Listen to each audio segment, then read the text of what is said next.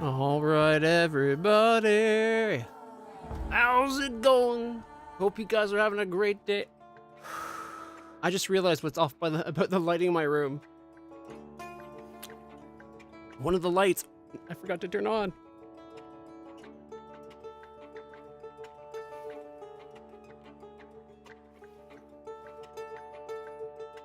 There we go. It's like the main light too. I was wondering what was up.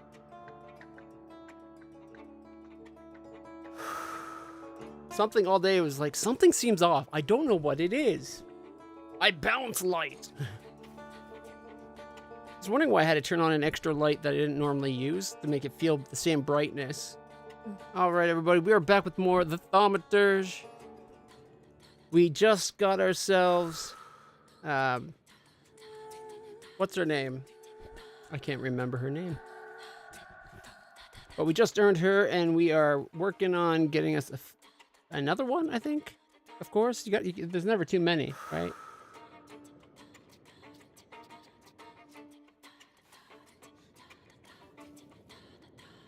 We were working on some side quests. We're going to be going to get to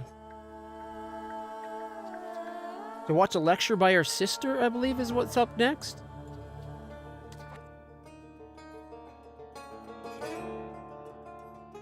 All right. I'll be able to tell you exactly where we were. All right. All our curses, the main quest we're working on is discover the source of the Golem, search for our father's studies, our next goal in that, and find a way to break Mordecai's silence. Dangerous friends, we have to find out our father's coterie, because we're trying to find his grimoire. For our side functions, wait until a cognitive function. Lygia is going to give a lecture as part of the Flying University and urged me to attend. We're looking for clothes outfits for the tailor to find. All right. Find the viewpoint by the LitlClutch Bazaar. And we're trying to get all the bits of XP because we need more XP to level up our Thaumaturges, our Salutors, I should say. So we have Jin Morana. That's what it is. We just got Morana, who's a Kelpie. And then there's the two down here that we don't have just yet. But soon. Soon we will. However, it takes 2 points. Like, these are starting to get all very expensive to acquire. I would like to have this finishing move. It's not the biggest damage, though, so maybe it's fast? I don't know. But we're doing pretty good. We've acquired all but 5 flaws the game seems to have. And yeah, that's pretty much an update. Okay.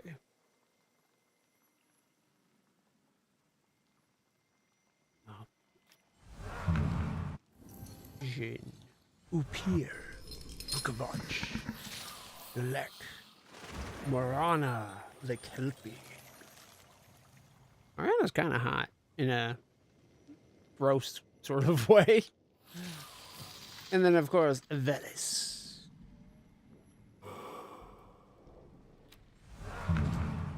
All right.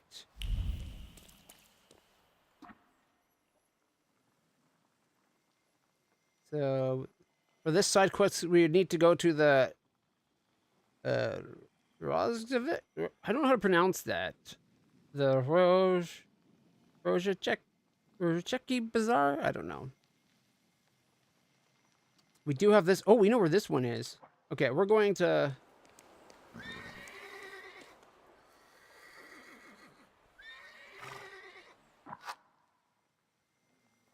One moment, everybody. I gotta check on what's going on downstairs. I think the cat's just broke something.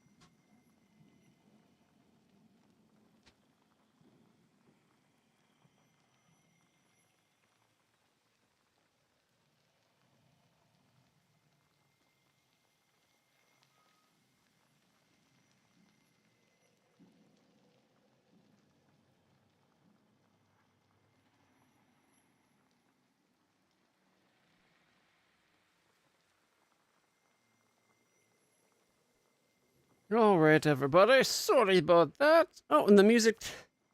Sorry, the music didn't start playing. I thought I hit the play button. Now, where were we? Okay.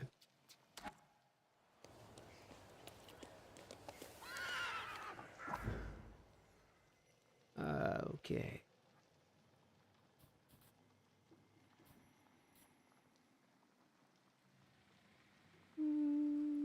Let me just do one thing first.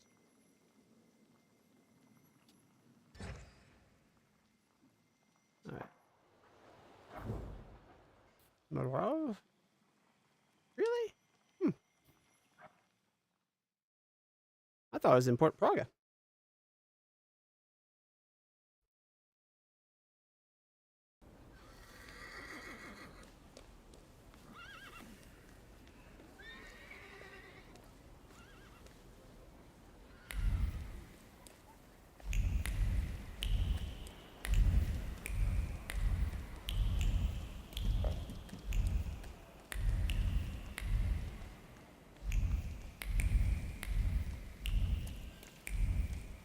There it is. Admiring the view.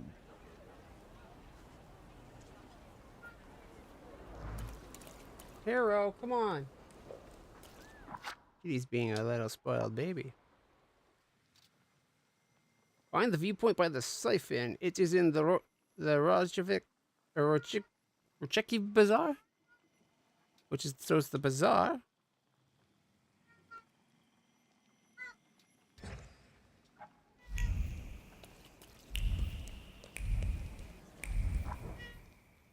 Ooh, Peter wants us to go to the bazaar as well. That settles it.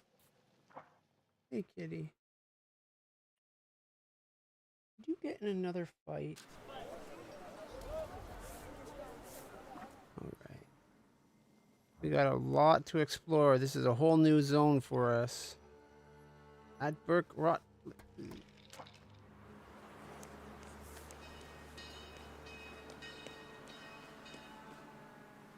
This place, I wonder. Is it a bar?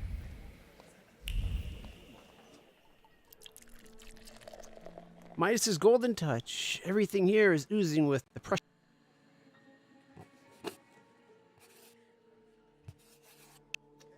There's a kitty in the drawing, just as there's a kitty in my lap now. There we go. I like it. And we leveled up. See if there's anything else here beside that event. Pretty big space to have nothing go on in it, but we probably have a quest that brings us back here later on. Especially since there's a door that's locked. Janet. Kitty. Is that cat and staff too? You bet. He stirs the beer with his tail. What can I get you? Ask for a donut. Well, I want to ask about the cat. What's his name? Pankratze. I found him on the trash heap and he's sorta made himself at home here. Well fed, well groomed. The happiest cat in the neighborhood. You think? Thanks. I feed him liver. I think he likes it. He always wants more. Required the knowledge or context required to give a response. Yes, one donut, please. Even if I had any, I wouldn't recommend them. But I heard I was supposed to order a donut. Here. Oh, it's her. It's all right, Yannick. I know him. Trouble follows you wherever you go. Well, that makes two of us. Can we speak in private? If I must.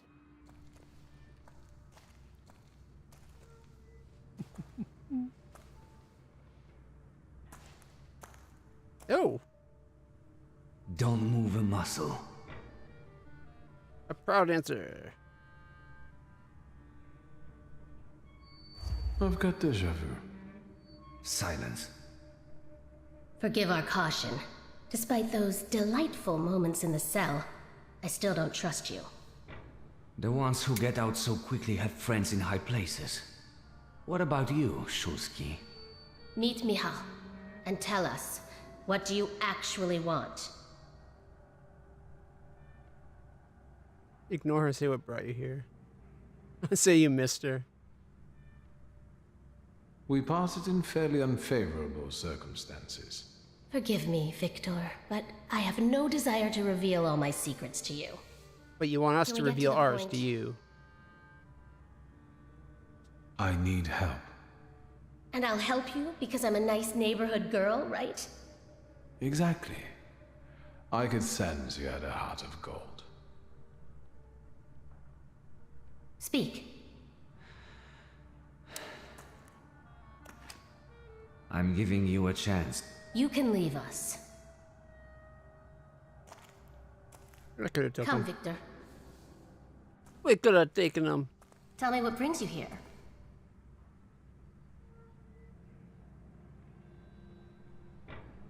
So these are the famous suites. Underground combat. Are you from the PPS? The friendly neighborhood girl threw you off?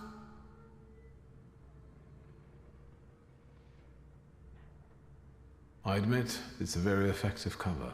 Isn't it? What brings you to this sweet place?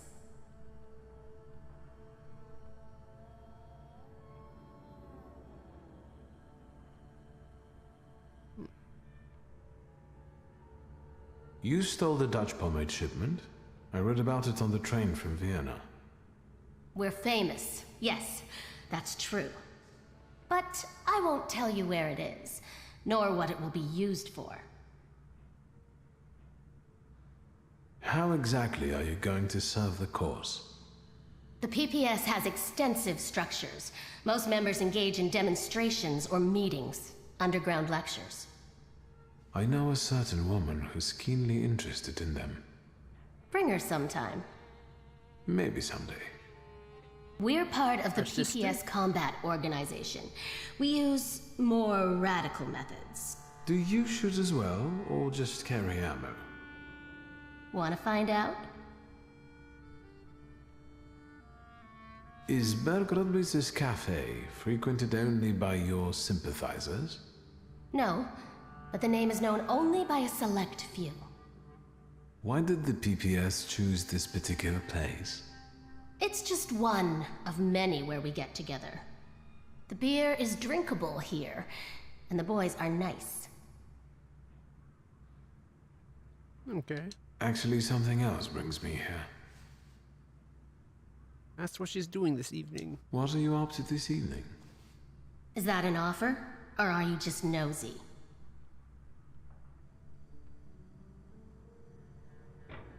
Admit that it's a proposal. It's an offer. Tonight, I am overthrowing the patriarchy. Will you join me? Oh my god. I think I just gagged a little. Joke that you prefer to topple monarchies. Why not? It sounds like a good time. With pleasure. Just us and the sons of a crumbling tyranny would be the perfect date. It's hard for me to deny that, but seriously, I have plans. And that's all I'm willing to say on the topic. Is there anything else you wanted to ask? Nope, apparently. I'll be off now. Too bad. Stay out of trouble, wizard.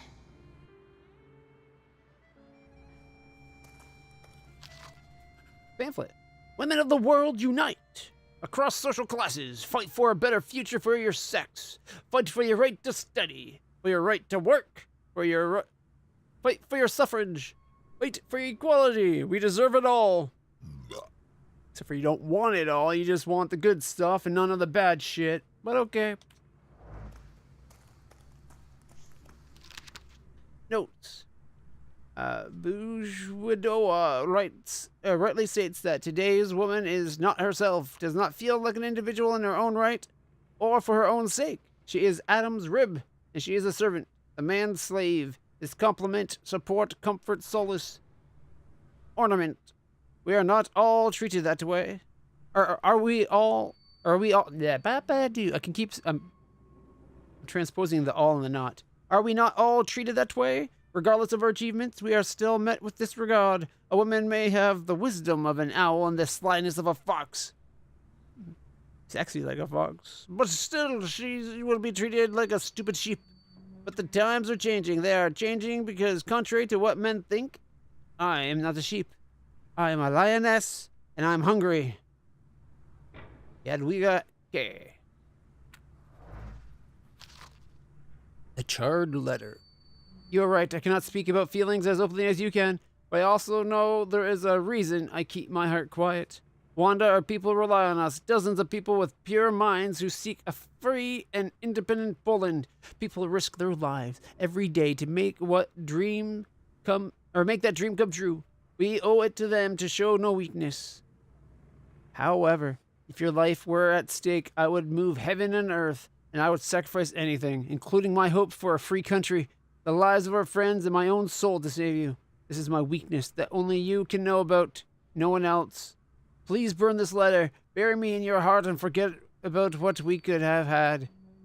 Give up, my love. This one time, I'm begging you, give up. M. Could M be Mikhail? The guy that was pointing the gun to us? Scalen's biography. Georgy Antonovich Scalen was born on October 24th, 1847, in Petersburg. Is it not St. Petersburg? It's Petersburg. I don't know. In Petersburg, from early childhood, the pearl of the Russian Empire opened his heart to the beauty of Russian culture, and an upbringing in a respectable, patriotic family provided him with the best possible chance of development. Thus, the son of Anton Antonovich and Yulia Yegorovna have always been destined for greatness. An only child with exceptional intellectual abilities and a pure, kind heart, he gained the respect of the people around him from very early childhood when some pages are missing. Oh, thank God the cat moved.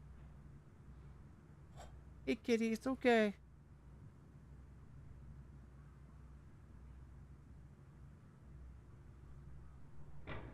He had to lie right across the bad ankle. Except for they're both bad ankles nowadays. Okay.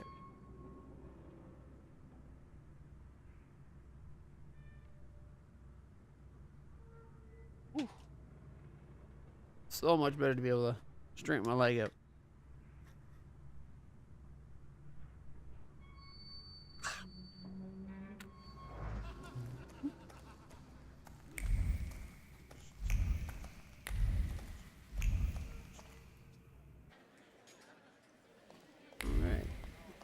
I think that's all we can do for now. Or at least on that random side quest. We still gotta explore the... Whoa, wrong button. Explore this entire new zone. I'm guessing this is the bazaar right here.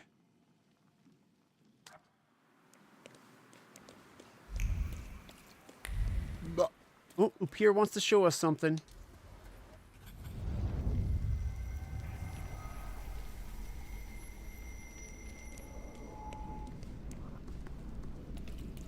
The plan is simple. Bashka has a stand around the corner where she sells moonshine. You've got the money, I've got the will, everything fits. The evening is set. You're a real strategist, brother.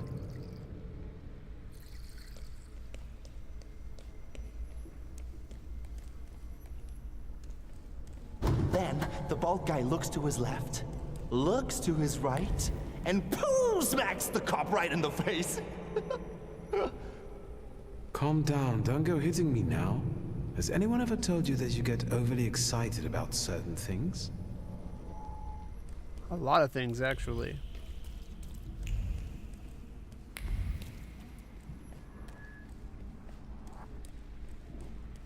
I feel these sequences aren't well thought out. Like, it's hard to tell which way the game actually wants you to go. Especially since, like, I can't control the camera. I can't see where the fog is thinner when it's down this way. Name? Shulsky. From those Shulskis? Well, well, your daddy will be happy. Just like my daddy when he hears that I've been leading little Victor down the wrong path again. Shut your mouth, punk, or my deputy will put a precautionary bullet in your right butt cheek. Your right butt cheek. This must be the thing that had us leave town.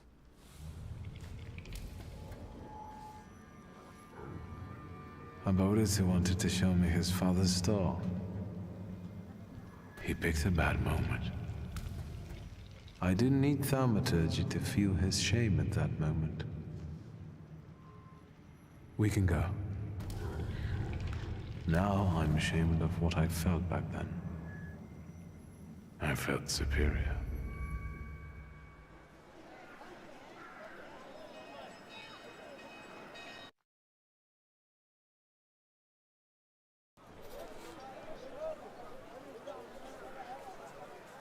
For a second, we were knee deep in the dirt before it upgraded the quality of the model.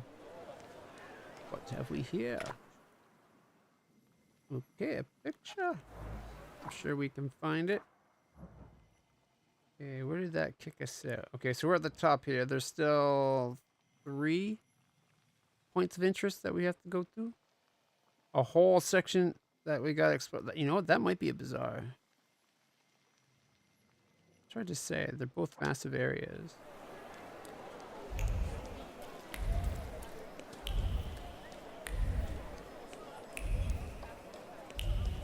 Pierre wants us to leave? Really? Official.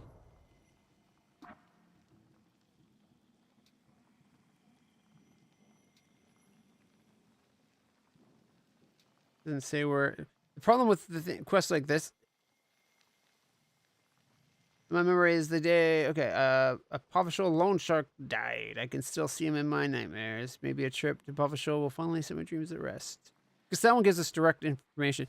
Down at the bottom, let's see if, like down here, the next part of your quest should always be listed down here. Like right here, we got to go to Northern, Throthamisk, whatever the hell you pronounce it. You know, like that, it should always list it that way. Oh, really? We got a whole new map and there's no new clothes to find? I find that unlikely. Okay.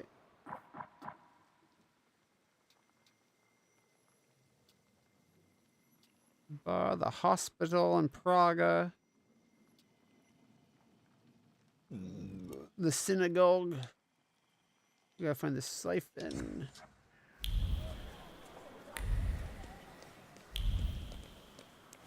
Oh, here's the one view.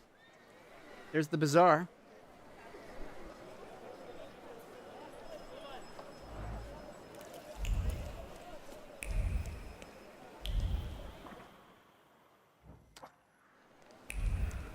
So I was right. All the way down the entire half of the map is one massive bazaar.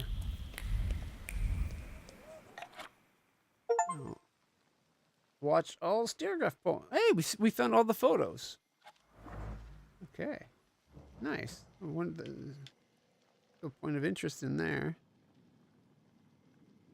Oh, that's locked. All right, let's go check out the rest of the map. We'll start by this close area to the left before we go into the bazaar. Oh, what's this? Patriotic brochure sent. Rare Book Lovers Club held at A. Baluchi by A. Balucky. Invites everyone to meetings at 39A Thergoa Street every Wednesday at 7 p.m. Page from a tightly rolled up copy. It was probably hidden somewhere. A. Baluchi holds meetings of the Rare Books Lovers Club at his street in Taragoa every Wednesday at 7 p.m. Alright, we'll have to rest till night time for us to be able to go there.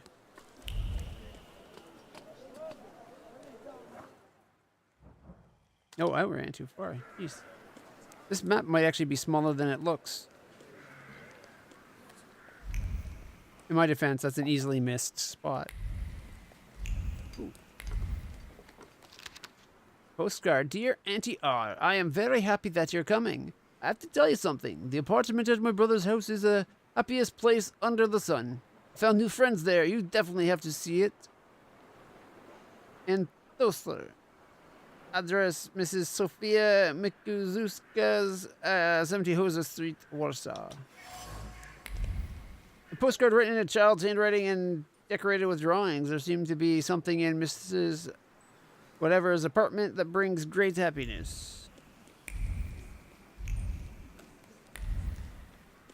Place where we can rest.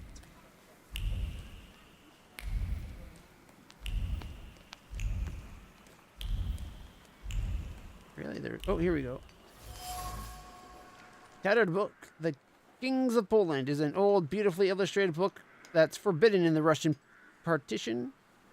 Stuck to an illustration is a thought filled with longing and grief over what has been lost. The pride and splendor of the old Poland, bathed in crimson and gold, falling on the shoulders of monarchs.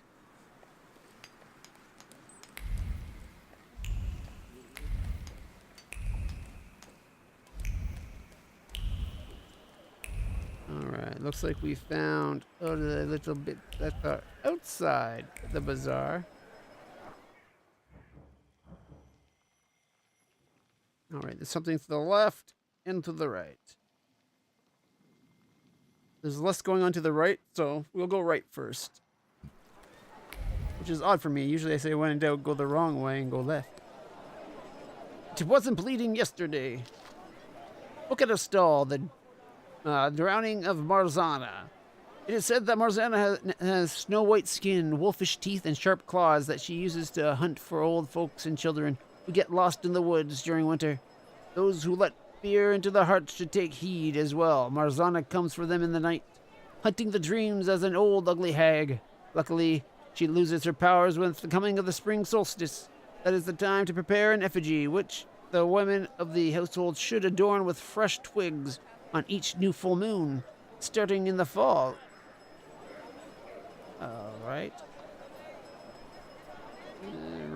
Then they should carry the effigy around the village, set it on fire, and toss it in the river.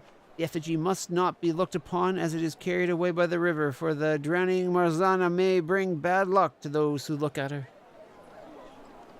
Interesting.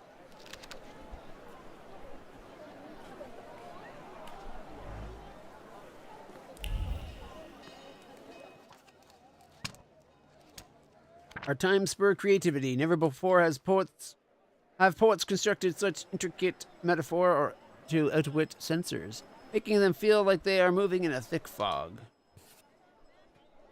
You gotta be careful with the words you choose. You don't want the proletariat to know that you're thumbing your nose up at them as you plot to free Poland from the evil Russian czars.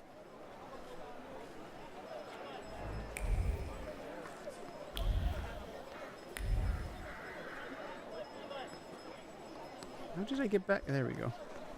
Like, how did I get back there if the game doesn't want me there?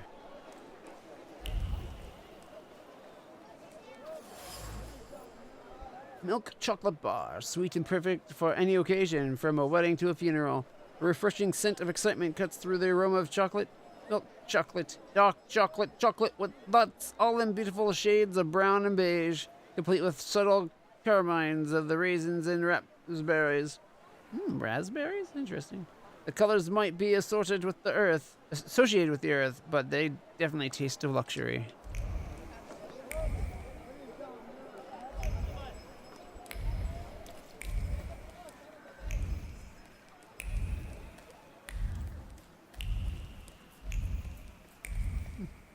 I'm surprised we haven't been jumped.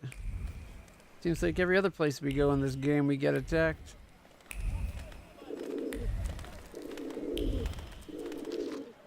Lost parcel. Parcel with a book. Address Mr. Adam Baluki. Ooh. We have enough for... okay. Parcel's wrapped in gray paper. Beyond that, I couldn't tell you. Okay. The parcel's wrapped in gray paper through which you can feel the embossed spine and hard cover. The parcel is addressed to Adam Baluki. The courier must have lost it. It might be worth returning it to the address.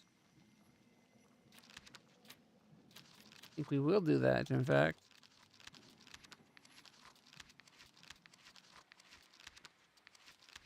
Yannick and Mikhail. Yannick, I met Yannick at Burke Rotblitz's place. The boy is a bad liar and takes in homeless animals. How did he get entangled in cooperation with the revolutionaries? This is no place for people like him. Mikhail. At Burke's, I met not only Wanda, but also other people with views similar to hers. One of them was Mikhail. As befits a revolutionary, he welcomed me with a gun in his hand. I wondered what would have happened if Wanda had not been with us. Also, there seems to be something between those two. I called it.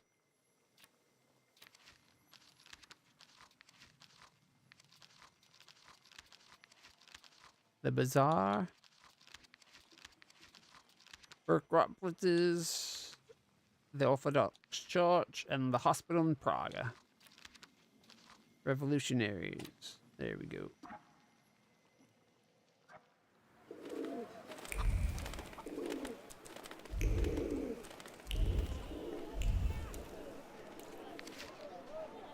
Warsaw Courier. Pedigree dogs, English spaniels, puppies by parents awarded to Polish and foreign shows. Inquire at the following address: 34A in a third Brukova. Sorry. The Warsaw Courier. There is a kennel of pedigree dogs at this street. Ooh, are we able to buy a puppy? I want to buy a puppy for a sister. For me, but for our sister, right? They'll say it's for a sister. Lygia will love the puppy, but it's all puppy. Clearly, we're buying it for ourselves.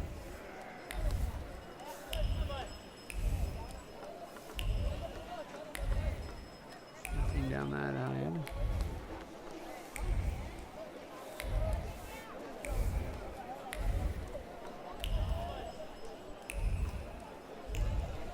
Something's up here. Look at that. Secrets? Not on my watch. Ragdoll.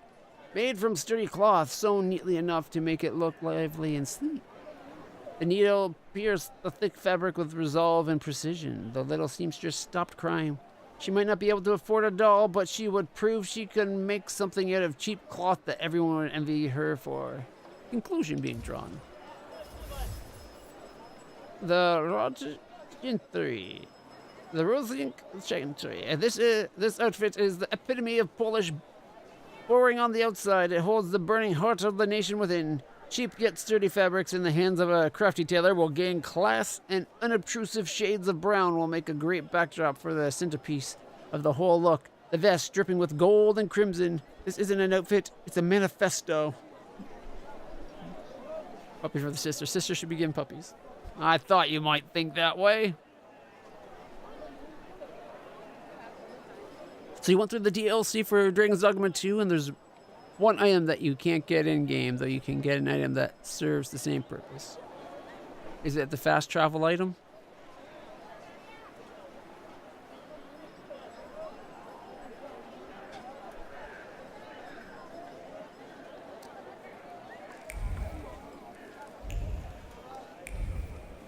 The tent?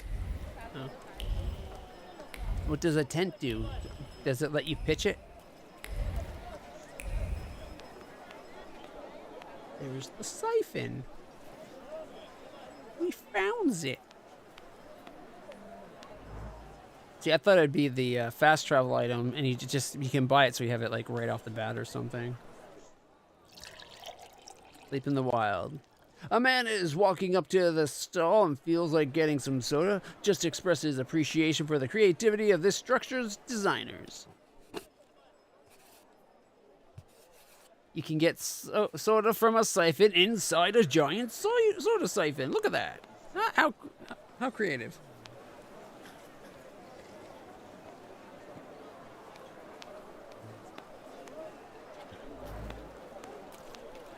Man. I feel like we're not getting as many things that level us up as we used to.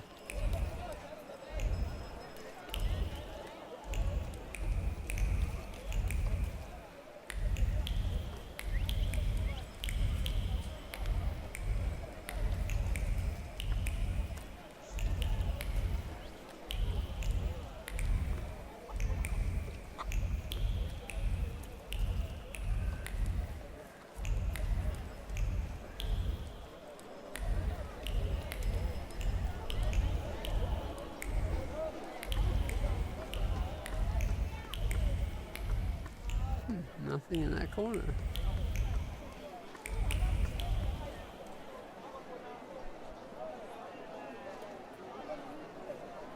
Really?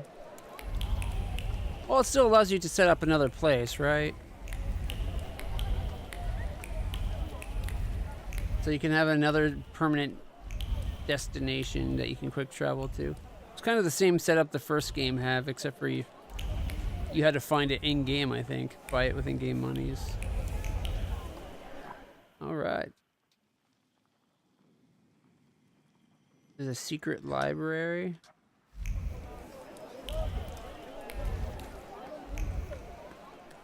We got all the other obvious stuff. We just got to get the side questy stuff now.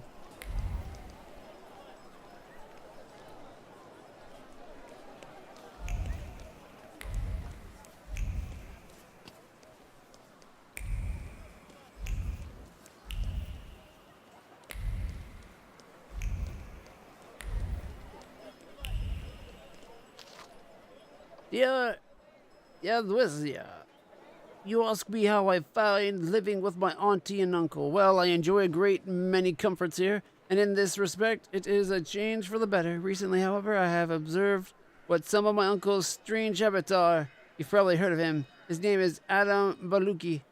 He has one room next to his bedroom that he doesn't allow anyone to enter.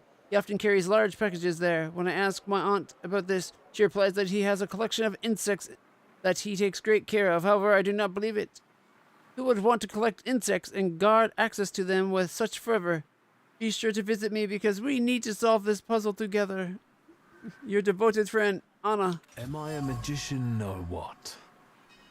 Alright, a piece of paper covered with elegant handwriting hidden in a small envelope. Baliki is an eccentric bookseller who often carries large packages to his office, refusing to reveal their contents. Conclusion? A secret library. 39 Targova Street. Using the activities of the Rare Book Lovers Club as a front, he imports and reads works banned by Russian censorship. If you return a lost package to him, perhaps he will let you see his library of banned books.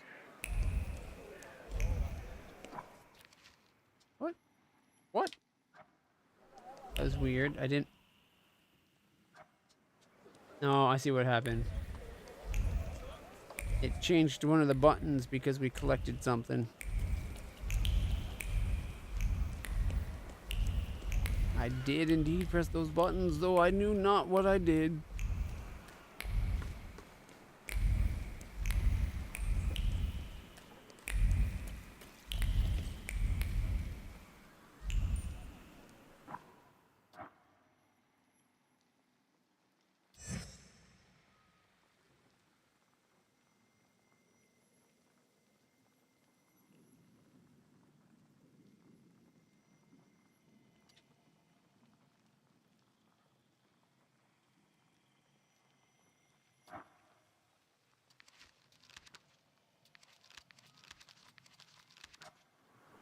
It wants me to wait, but it doesn't say... I didn't see anything about a Are your time. legs getting sore? Stupid question. I wonder exactly what he's up to.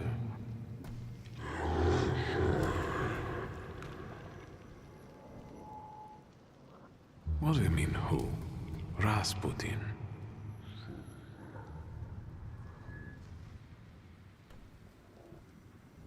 Let's wait until...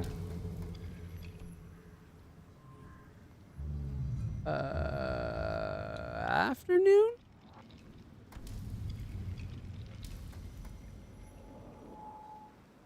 So, let's kill some time. Nope, it wasn't afternoon. Let's... So... There he goes, night. I was going to say that because it's like from when he gets home from work or whatever. An eccentric old gentleman in his racks filled with foreign books. It's hard to believe he could commit a crime that the Okhrana would send him to Siberia for.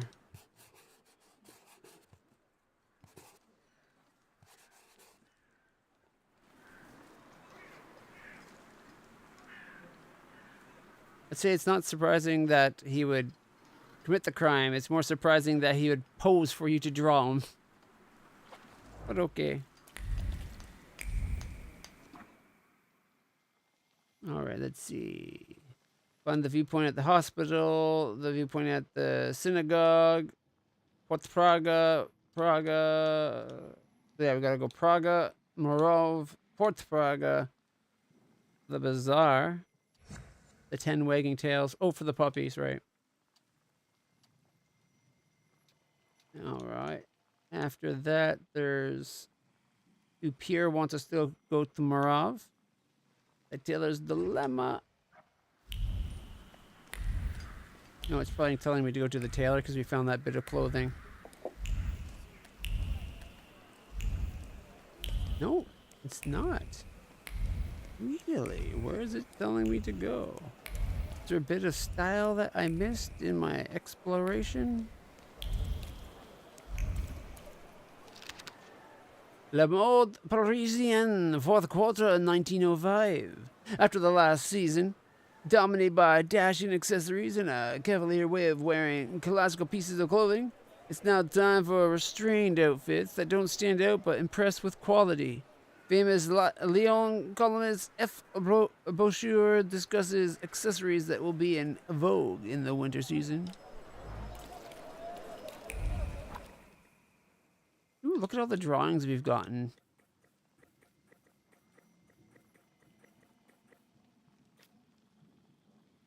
There is only 5 outfits that remain, and I think we already have 2 of them. We got all of the photographs. We're missing 3. Oh, there's only 3 remaining that we don't have. And 2 musics. We're kicking ass at the collectathon. All right, Thaumaturge. Malrina gets a new move. Thank you, Malrina. I am quite the collector. It's true. All right, the new move inflicts damage. Ooh. All right. It's got room. It's a third of a combo, so we can do any kind of buff. They're all slow attacks, though. Like, I'm never going to end up doing this.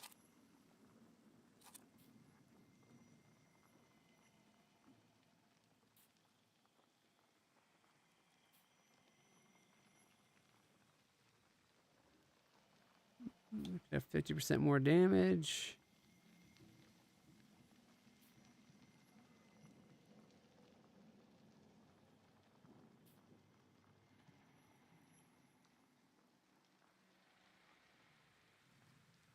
I could increase damage if the enemy is suffering.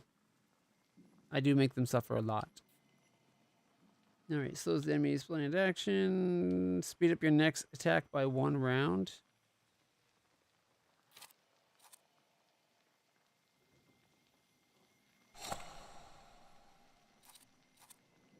Alright, so this one, Thoughtful Development, it's only 1720 now. Because I had it doubled. Where's the one that doubles damage? Where'd it go? Increase inflicted damage by 75%. That might be the one I had there. Oh, okay. Double if they're suffering. So we'll just do permanent 75%. So instead of 23 to 26,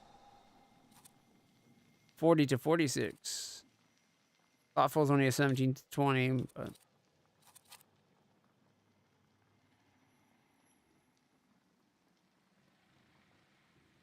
I'm tempted to say instead of 60% chance of double damage, maybe make it the fast one, but no. So this one has a 60% chance of double damage. This one already does okay damage on its own, but it has a chance, or it makes it so that my next move, the 40 to 46 finishing argument, faster. I think that's a good way of set it up. All right.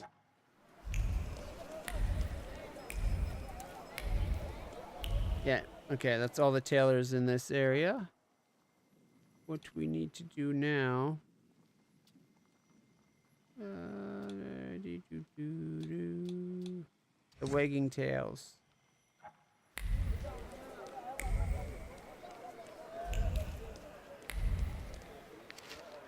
Letter by Mr. Julius. You made me very uncomfortable at that last ball, Miss Jadwiga. Not only comes from a barely respected family, but she is not very pretty. I really don't understand why you were so fixated on her during all the fast dances, but I stood on the sidelines and wasted my time in idle conversation with boring aunts. You would like to see me again, agreed, but on one condition. As a token of your devotion and an assurance of kindness, I will accept a gift at Mr. Mikazuvsky's on Rakova Street. You can purchase a gift that will put me in a better mood. Please do not bother showing up without that gift. Mariana. That woman is like, you can bring me a puppy or you can fuck right off. Am I a magician or what? I'm not gonna fuck you unless you fucking bring me a puppy. And then I'll be so preoccupied with the puppy that you're not gonna get anything anyways. So it's a trick on him just to get her a puppy. A brief message written on the blue stationery. It reveals that Mr. Mikazewski of Brukova Street trades in something the letter's author dreams of. Conclusion. 10 wagging tails. Lives at Brukova Street, runs a kennel of pedigree dogs. He recently had a new litter of puppies, which are very eager to play and be petted. Ooh, pedigree dogs. Not just any old mutts, but thoroughbred, true, you know, probably inbred and dying, but they're trying. I guess this is like 100 some odd years ago, so they're probably in better states than modern purebreds. It was a real catharsis. For those several minutes, I actually believed the world was good and beautiful. Did we get our sister a puppy? Look how cute the puppy! We leveled up. Oh, here comes Milo. Hey, Bubbas. Oh, he just went and lie down at my feet.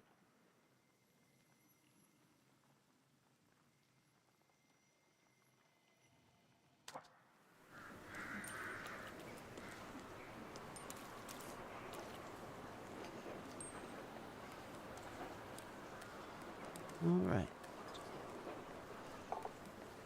Here's thoughts hitting off locations.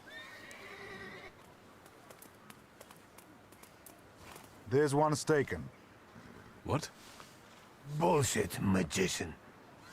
Don't throw your weight around, or we'll take you to people who'll burn you at the stake. I heard they're gathering wood already.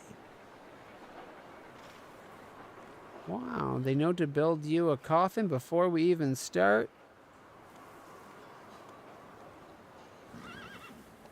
Take it back and maybe I let you live.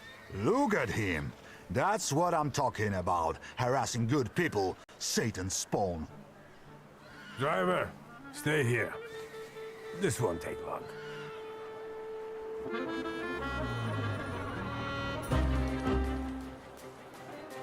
Alright, we have invulnerability, vulnerability, and focus.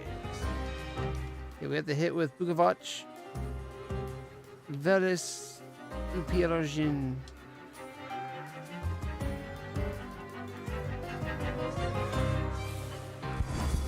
Well, it's time to kick some ass. Immune.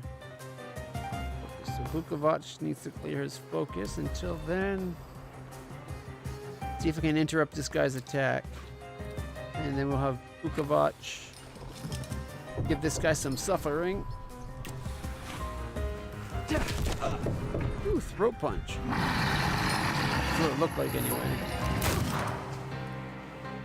Oh, dude, that was my arm that you missed. You hit my goat. Yeah, that's it.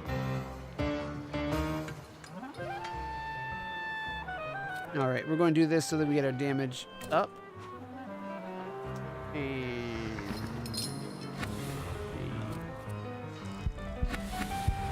can we take 2 of his mind points at once? We can, but it's slow.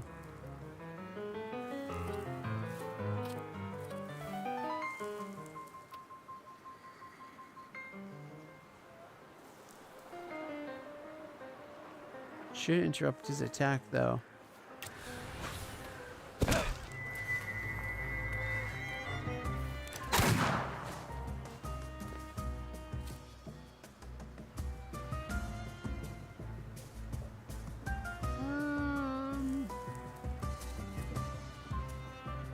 Quick fire combo.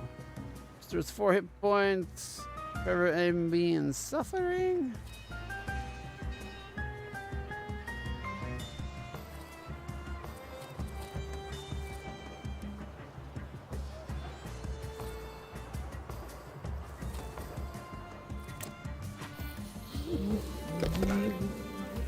Yeah, he should be weakened, and this guy just bunged it up. Oof! Ow!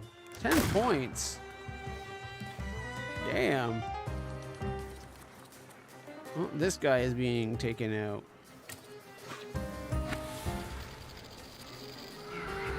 Alright. Velis or Jin?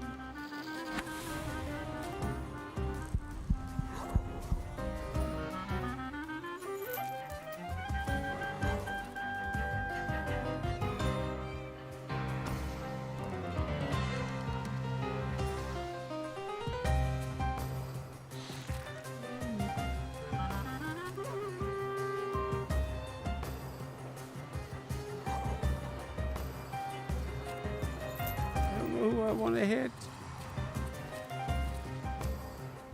I guess we can do Velis to take the state protection off.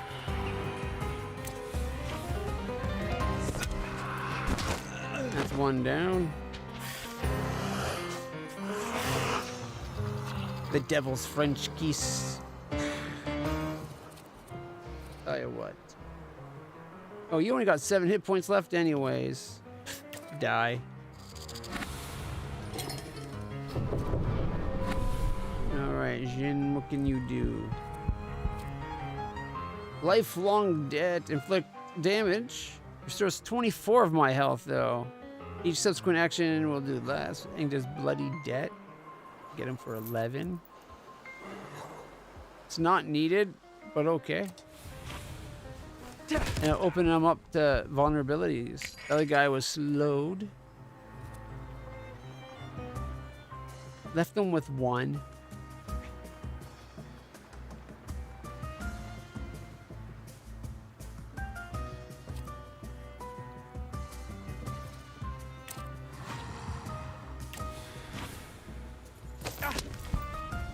Let's go and complain that the Jin's got nothing to do, probably.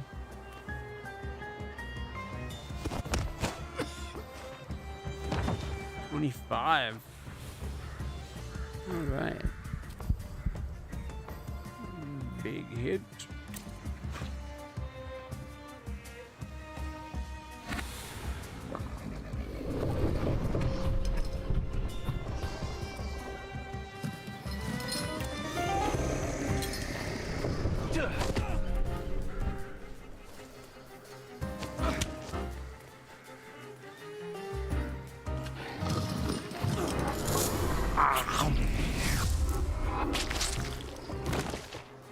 Got him.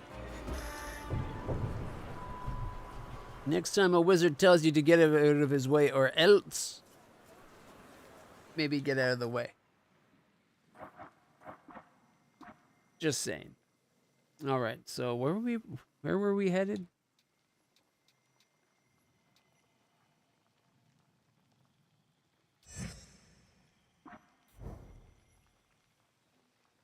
All right. So that wants us to go hand in the new clothes. The pier wants us to go to Marav. We got to go to Praga. The synagogue, which is in Marav. Fourth Praga. That's it.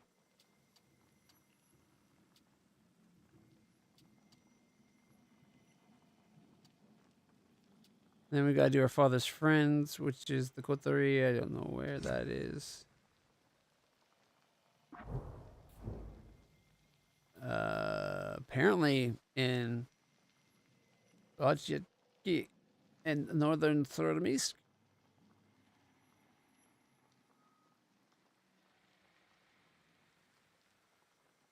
Okay.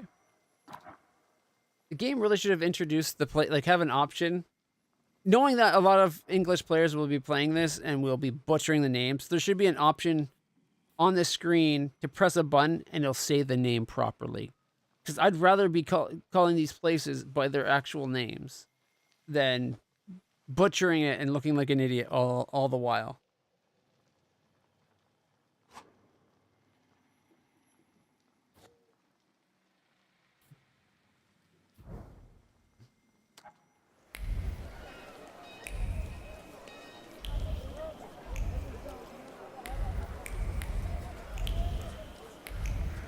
Taking us to that bar again?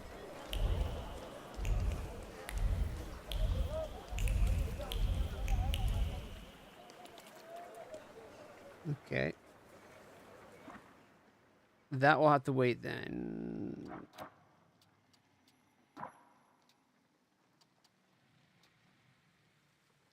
Okay, Port Praga. On the plus side, we're right near travel.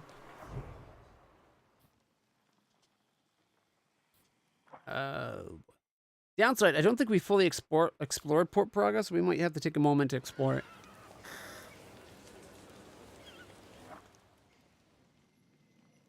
This is where the Golem attacked us. And unfortunately, because I spent too long talking to the lady when she was leaving, trying to get all the info, she died rather than escaping. Poster, guest performance by the audience's favorite comedian, Alexander Kirshner, the dive bar. Entry to the left of the bars every day at 7 p.m. Tickets sold at door. Poster advertising a performance by the comedian Alexander Kirshner.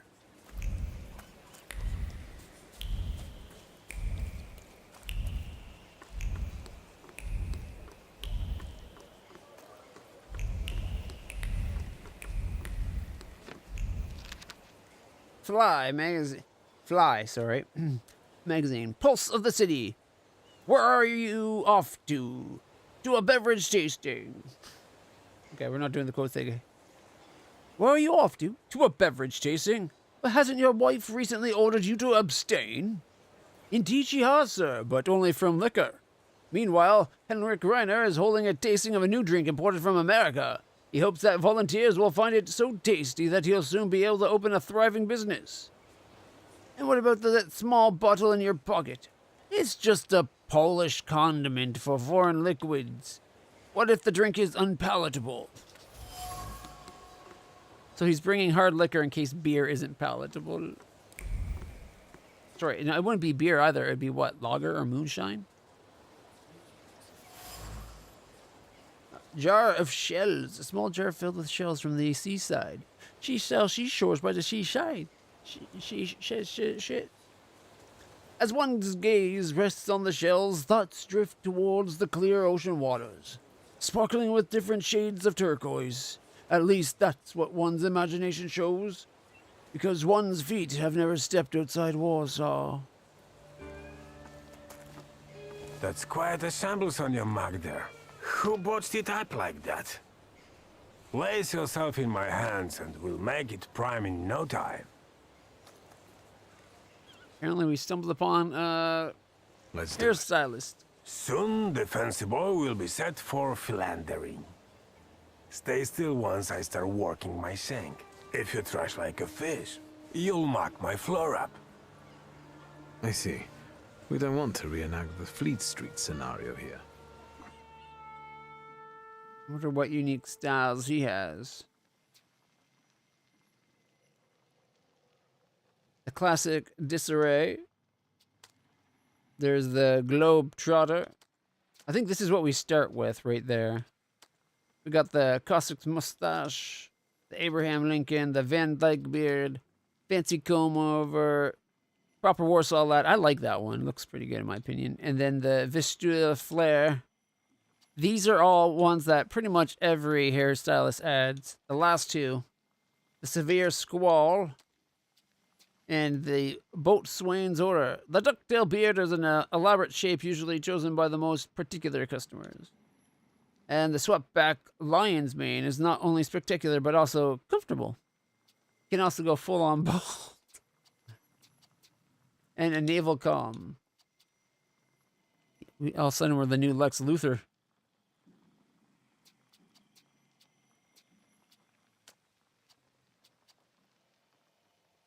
I don't know. I like what we had more. I'm fine going. I like to go with something from the new one, so I think we're going to go keep our top. Do we go boat Swain or do we go clean shaven? What do you guys think? I'm thinking clean shaven. Mainly because I don't think that the beard really works for me.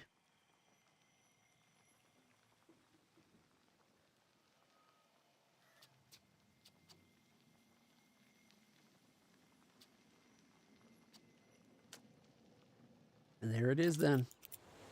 The way I say it, it's pretty swell, isn't it? It does look swell. So, tell anyone you want that you are not getting a bot job here.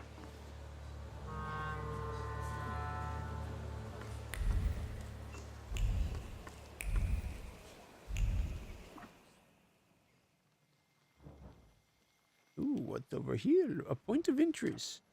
We'll get to it.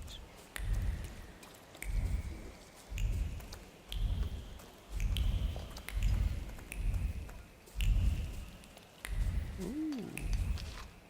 A letter. Dear Liza. Isn't there like a little limerick or a song that's like something, Dear Liza, for sure? Dear Liza, thank you. I'm in good health. This is mainly due to the new treatment that you recommended to me. Did you know that this week the owner of the store will hold tastings of your favorite beverage every morning? The aroma is indeed one of a kind, and most importantly, it has made my headaches less frequent. Come and see me in this afternoon, and I will show you the new lace ordered from Paris. Kisses, Marcelina. A short... Why is it not bringing it up? It's weird how some of them just like pop off and disappear real quick.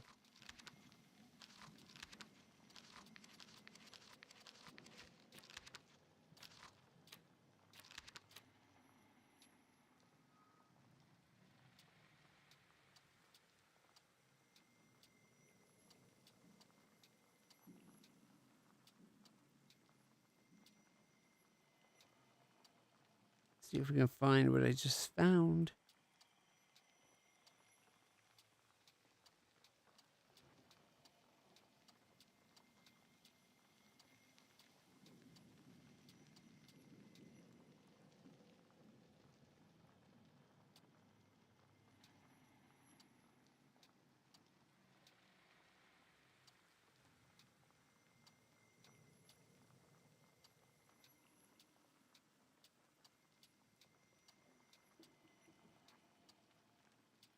Our character really is a bit of a pack rat. Look at all the stuff we've collected so far.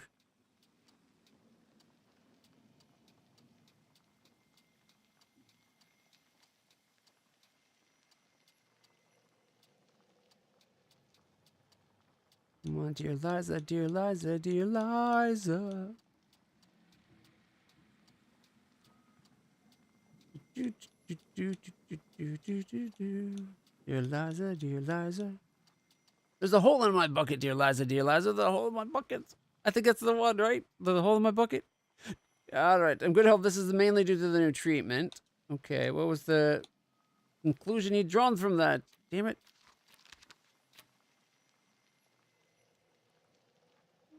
Okay. Collapse all of them. Illegal humor or something.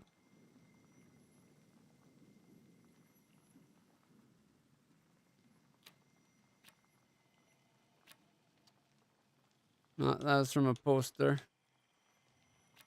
An American delicacy is probably the beverage. Yep. Fragrant tasting. Short message scribbled on stationery, still lightly smelling of bergamot. Marceline has mentioned that every morning this week, the store's owner is holding a tasting of Liza's favorite beverage. We found it. A hole in the bucket, dear Liza, dear Liza. Yes. That's definitely the one I was trying to think of. Note with an advertisement. Department in the annex. Room available now. Preferred tenants who are quiet, without addictions, and respectful of the night's curfew. Only gentlemen who are swell.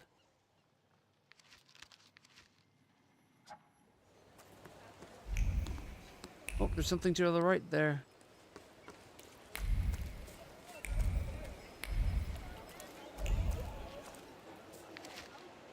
Okrana informant report. Alexander Kirshner, I've been told that he holds secret stories, or soirees. Make fun of Tsar. I lost sight of him yesterday near Port Praga. I have to go back there today. I'd also like to take this opportunity to remind you about the promised reward. New leather shoes, yeah?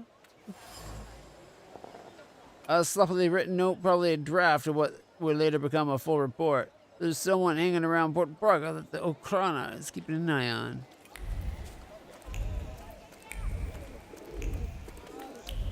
The comedian, right? That was Kirshner. There's a hole in my bucket, dear Liza, dear Liza.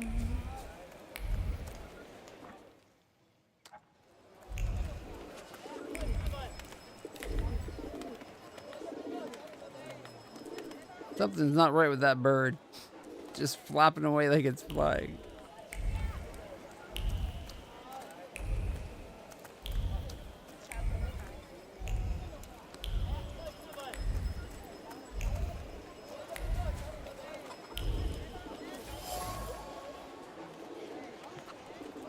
Turmeric, cinnamon, ginger. Oh, what an amazing aroma. Breathe in, to go back to the colorful streets of Bombay with the breathtaking variety of sari patterns. Breathe out. Here, it's just gray, nothing but shades of gray. Breathe in, I'll go back there before I die. There will be beauty in my life again. Okay, I don't think I missed anything else back there. They really should have gave you control of the camera to look around. Especially at spots like that where you can barely see. Can we go up? We can go up.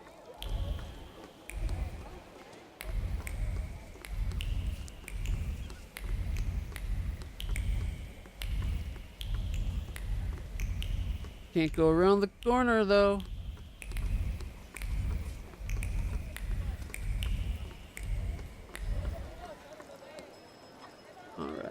Honestly, I gotta say, I'm kind of surprised that we haven't been jumped more in this area.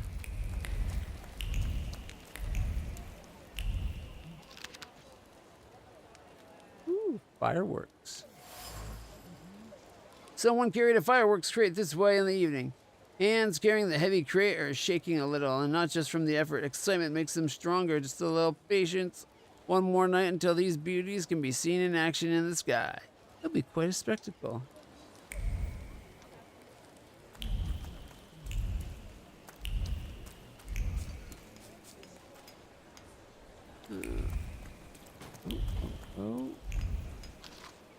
Letter. One of the official performances is over. Or once the official performance is over, go to the back room. You'll find steps there leading to the host's apartment. At the door, give the password. To hell with him. AKA, Krishner will give you a show like no other. Nothing can be kept secret from me. A note with a confidential confidential information folded several times to make it easy to hide. There is a place where you can see the comedian's unofficial performance. Just give the password. Conclusion. Apparently he's not that funny. Illegal humor. Alexander Kirshner is a comedian who likes to make fun of the Tsar. His shows are held in the evening at the bar The Dive. Once the official show is over, the comedian holds a secret performance just for the cutest of boys that like to bend over and play with toys. Making fun of the Tsar just to hold back. Just go to the back room and give the password. To hell with him. Or maybe it's the Tsar that likes young boys bent over and playing with toys. Maybe there's a reason why Rasputin with his 12-inch cock gets the love when the queen... Maybe the Rasputin's got the big one and the Tsar's got the little one. Compare an actual eggplant to a pinky. Alright, we found that spot. And now we're really close to the point of interest.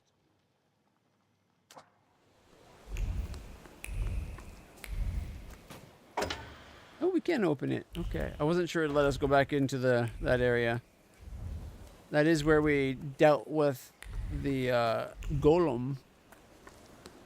Or more accurately, avoided dealing with the Golem. Exotic fruit. Tasting an orange that still smells of the sun in the fish-stinking Port Praga is a truly grotesque experience.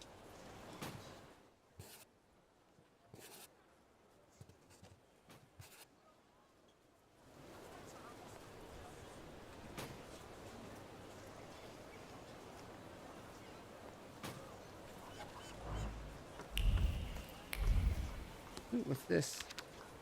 Priceless. 1 pot of potatoes weighing 6 pounds are 8 kopecks. 1 pound of apples, 4 kopecks. A head of romaine lettuce, 3 kopecks. 1 pound of carrots, 5 kopecks. 1 pot of beets, 7 kopecks. For a second, I read that first as one Romanian head. It's like, whoa. Vegetables and butchery. Wow. Take somebody's head. Is that cheap? Hello, sweet secret. Oriental rug. You can't take your eyes off it. It looks so very expensive. The delicate embroidery on the rug is interlaced with threads of great aggravation, with anger. To thread on silk? That's an outrage. What else will these slobs come up with to feed their bloated ego? Conclusion? Little pig journeys. These days you don't have to physically cross borders to cross them. The right outfit can take a modern man any place he wants. Turquoise will give any face a hint of travel nostalgia. Oriental embroidery and precious silks will accent your individualism. Gentlemen, we're here.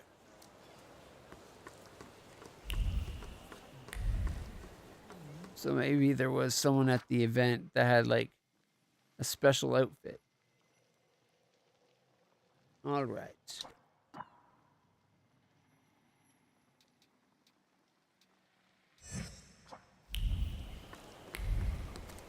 Ooh, there's some clothes designs here. The Gentleman, July issues. This is the issue. A number of British journalists survey the most popular motifs in fashion, inspired by folk and oriental dresses. This special supplement will be a treat for all those who love the most precious of fabrics. Silk. Ew, this silk is just so splendid. Hey puppy, how's it going? I know you're looking for mom, but she might not be coming home tonight.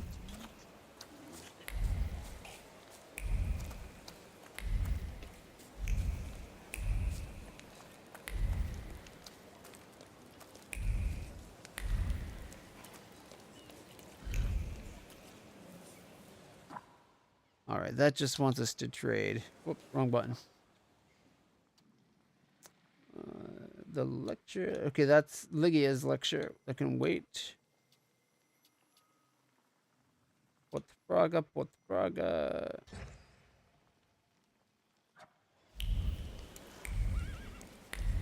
Oh, there's 2 things going on for this one. Oh, I bet we just haven't had the conclusion for it. So we don't know the final location. Yeah, here we go. Lost sticker. Cola. Oh, that's what they're talking about. The new drink from the Americas. Coke Cola. A small piece of paper with the inscription. Someone was moving crates of goods in this area. Just what is this? Cola.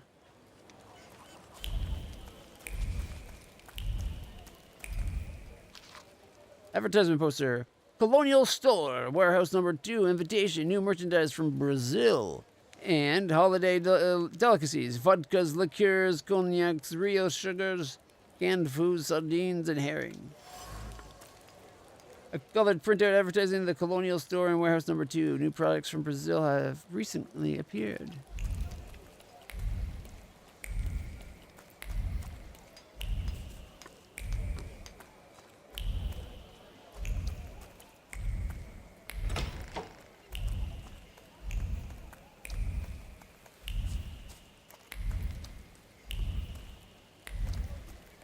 Oh.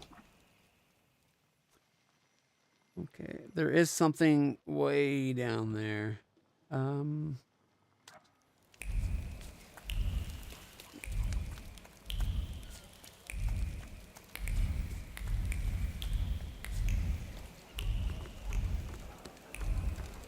Don't give us a chance to scour the rest of the docks, right? Oh, check out the look on the water. Right. Oh, it stopped doing it. Oh, that's boring. Right. There's a second of it there. Sometimes the red catches the waves just in such a beautiful way. Okay. Those are the guards that we beat up on the way out. The bodies are still here from nights ago?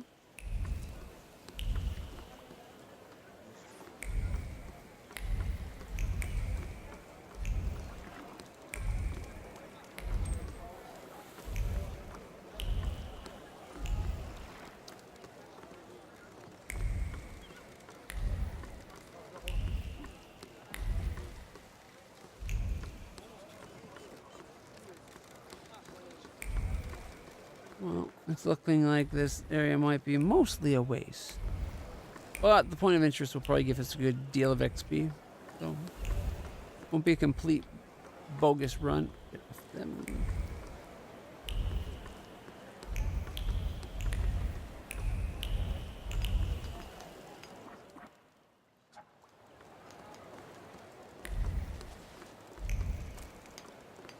Wait, are they rebuilding it? There's the, let's see, this is where it fell in.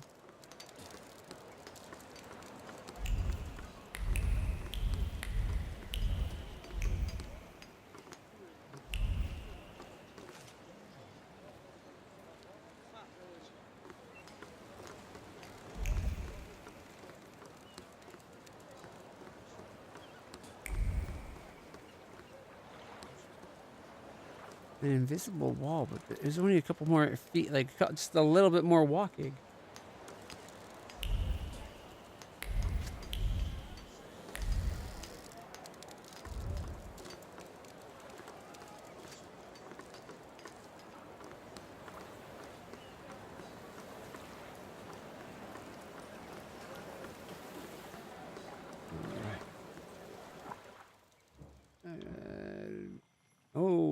Okay, that... I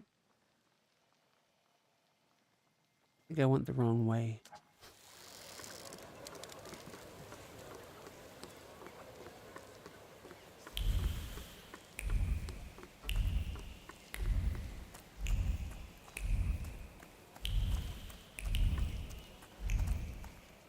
That doesn't actually connect through for some reason.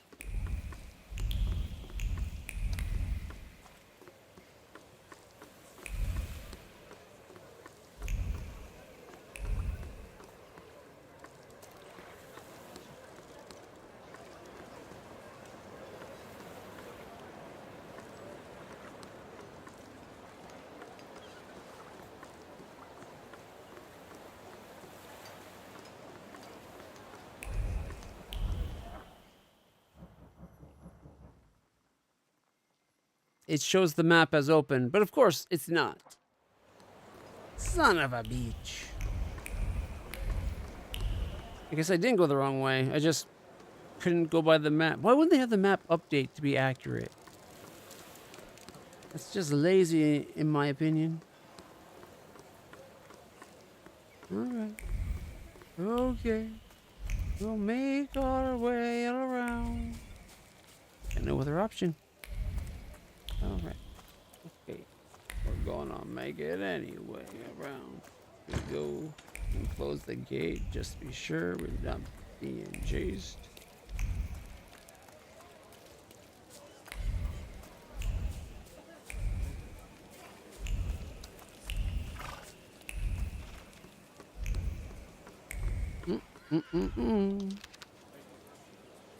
Fireworks, the Golden Tiger. A first-rate spectacle. Fiery cascades will blossom in fiery bouquets. Cascades and fire. It's like fiery in the fiery fire. If the fiery explosions of fire. Come and fire.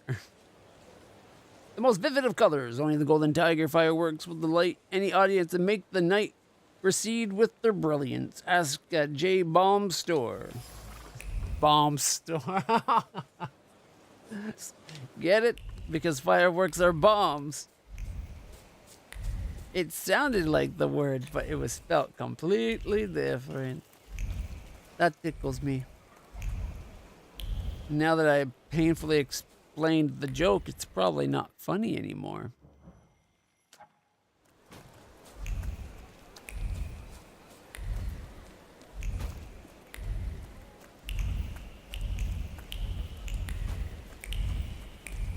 How far are you taking me? Oh, wait. Note for the servant girl. Anila, don't disturb Liza tomorrow before noon. She's got a hole in her bucket.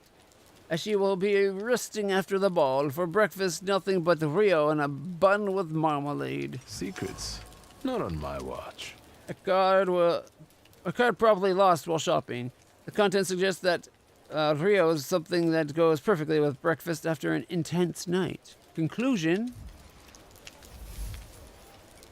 Fragrant tasting. Every morning in the Colonial Store at warehouse number 2, you can partake in a tasting of delicious Rio coffee. Oh, it's coffee from Brazil. I thought it was going to be Coke. Because they made it sound like the Americas, so I was probably thinking, you know, Coca-Cola. Where it's just as good if you snort it as drink it. It's a beverage recommended especially for those hard mornings after a sleepless night.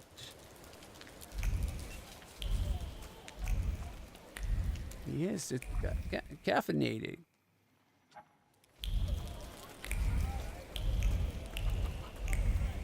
Alright, where are you taking me, little wisp? To the coffee? Every morning, right? What a day. Wait here. Let's wait until... morning or coffee. Let's kill some time. Hey, got it right on the first guess.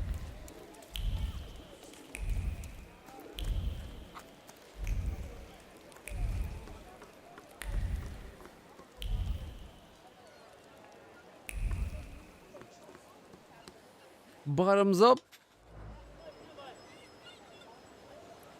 Every morning in the Colonial Store in warehouse number 2, you can partake in a tasting of delicious Rio coffee imported from Brazil. The beverage recommended especially for those hard mornings after a sleepless night.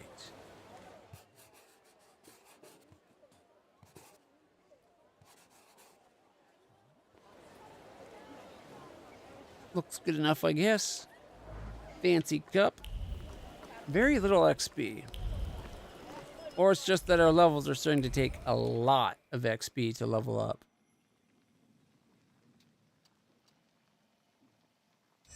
Alright.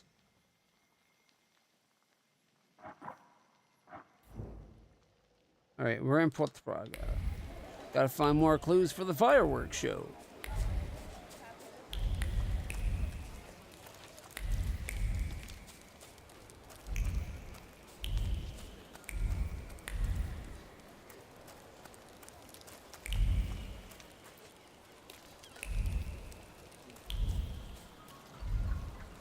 Secrets? Not on my watch. Smashed bottle, a broken bottle of cheap porter. A blaze of colors is still flickering on the glass. The sight is so amazing it makes a bottle slip out of his hand and smash into pieces. The show was worth the lost drink, however. He is glad he came here and talked to the warehouse people, and that he took Halinka with him. Conclusion? Latest fireworks. There have been fireworks displays near the warehouse lately. If you ask about the Golden Tiger there, you can see an exceptionally beautiful show at night. I would think anybody in the area would see it and hear it.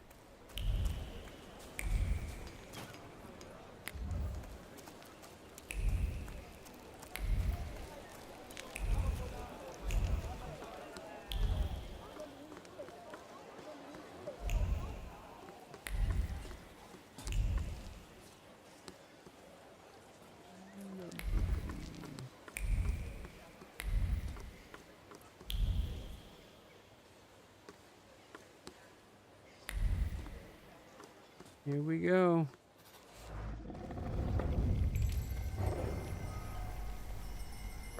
That's not what I expected.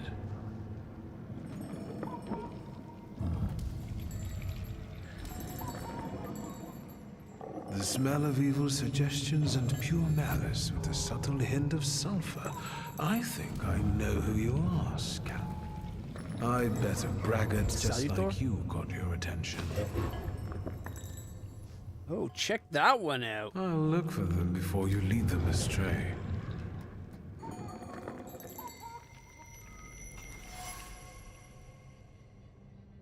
Krampus. The person that Krampus feeds on is somewhere nearby. The Horned Mischief Maker from Alpine folklore, feeding on evil deeds. Supposedly he used to mete out punishment to naughty children. These days, he torments people of all ages. Interesting. Oh. Siren. Or Siren? Arrived in Roost together with Persian merchants. According to Slavic beliefs, they sing sacred songs that bring bad luck. But people can be led astray by these songs. They are seductively beautiful and extremely dangerous. The flaws they are interested in are those related to great sadness, the desire to forget, forbearance, charity, and forgiveness. Siren I saw belongs to Samira, the one I cannot have, no matter how badly I'd want it. Paimon. I like that drawing of Paimon. It looks really, especially the headpiece. It looks really cool. You are so beautiful, fallen angel, full of grace, energy, and color. I thought that you would become my teacher, that you would open the world of philosophy, art, and magic to me, that together we would discover the secrets of Earth's elements, and the secrets of people's hearts, that I would become something more, that having as many as 2 Salutors I would reach for what is available only to the strongest. Instead, you broke me. You brought me nightmares and visions that crushed my mind to dust. Because of you, I am nothing but a shadow. Interesting. I hope we have a chance to find Paimon. All right.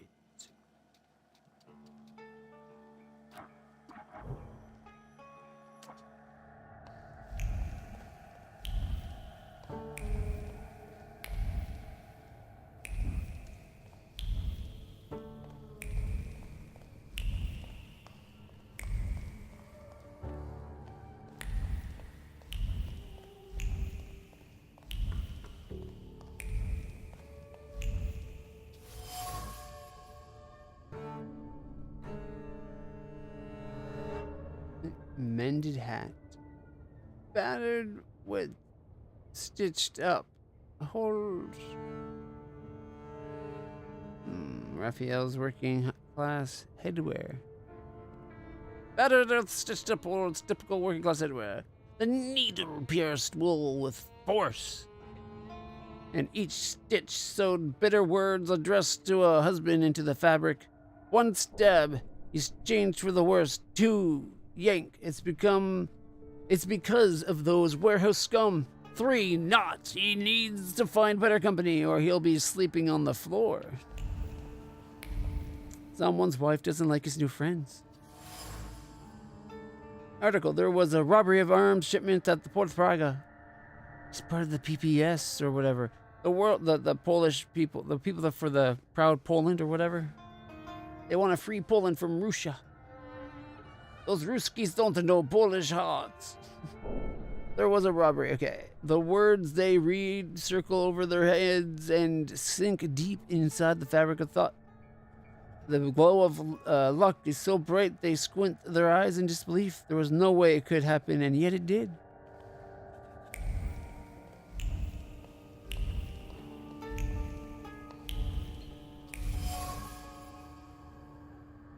Whew. New ability, jump. A decorative lamp that... let's try. I lost my spot there. A decorative lamp that doesn't fit the warehouse interior. Ooh, too fancy. The kind of lamp that, you turn it on with your pinky up. There's begging for mercy in the shadows of the lamp and insult sprawling across the top of the lampshade. You shouldn't have messed with him. He gathered the lads from the building and got back at the Jew. He took the lamp as a trophy. All he had to do was open his mouth and he could manipulate people like puppets. And another unknown trace. A jar. There's a smell of cheap moonshine wafting above it. There are traces of lips, fingers, and a terrible decision imprinted on the jar. The alcohol numbed their conscience, but the persistent thought added bitterness to every sip. The witness, the only one who saw their faces, they would have to get rid of the problem. A ringleader. Ooh, Grumpy Mikhail.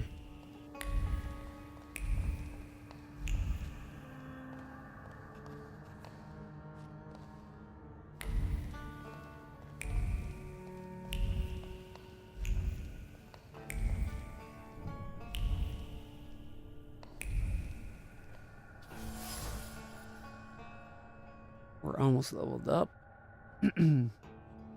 Torn wanted notice. The police are looking for the culprits of the convoy robbery.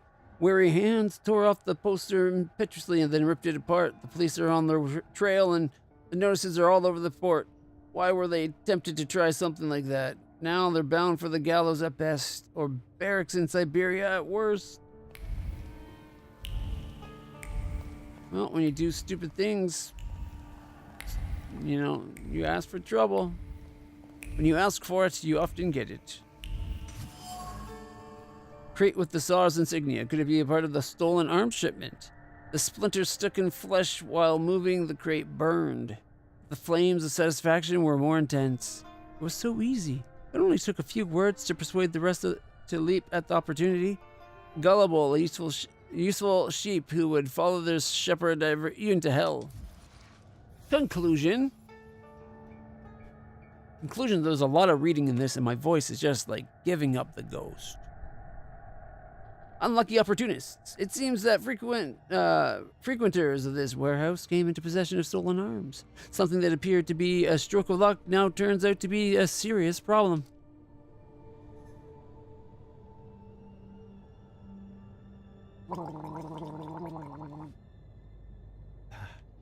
That kind of helps a little bit.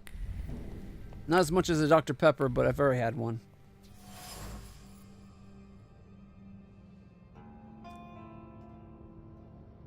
Kicked packages. Someone kicked the pile of packages with great force, and their toe hurt so bad. A foot driven by shame kicked the packages, toppling the neat pile. The angry impulse still vibrates in the air. How do you defend yourself from derisions when your head is empty and you can't take a swipe? Another humiliation finds a vent in a liberating move. Ooh, a trace unknown.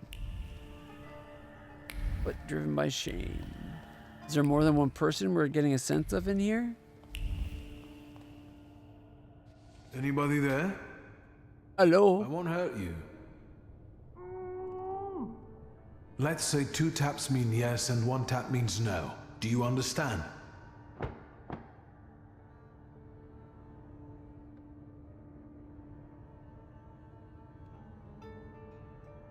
Have you seen the perpetrators' faces? Do you know who they are? Does it have anything to do with a certain well-known Warsaw thug, Abaurice? Do you think this has something to do with the socialists? Was it someone local?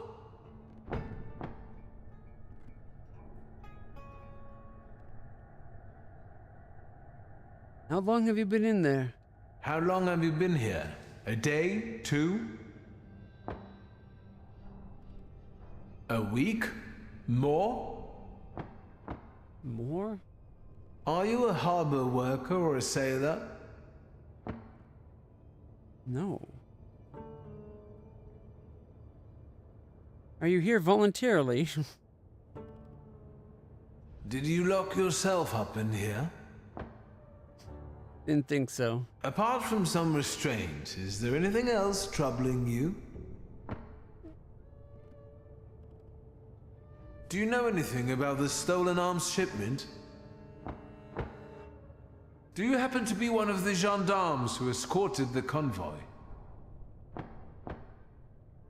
You're lucky I've sent it a wild saluter here. I'll find a way to get you out.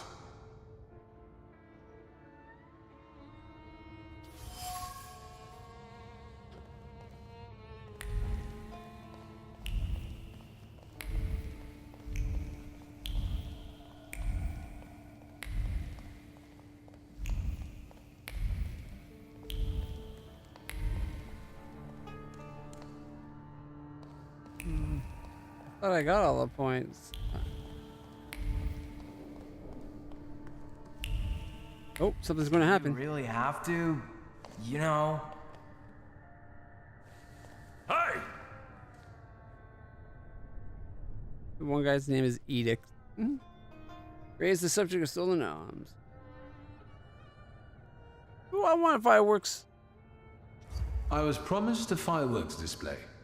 How long do I have to wait for the golden tiger? But it was just a cover. There is no... Shut your pie hole, Emil. I'll tell you something. Maybe we can recruit him. Maybe he'll join us? Yeah, or maybe we can bribe him. Yemio, how many times do I have to tell you that you're not the boss here? Stop calling me Edic. This isn't what you promised, Edic. No complications, and we'll live like kings, you said. I know what I said.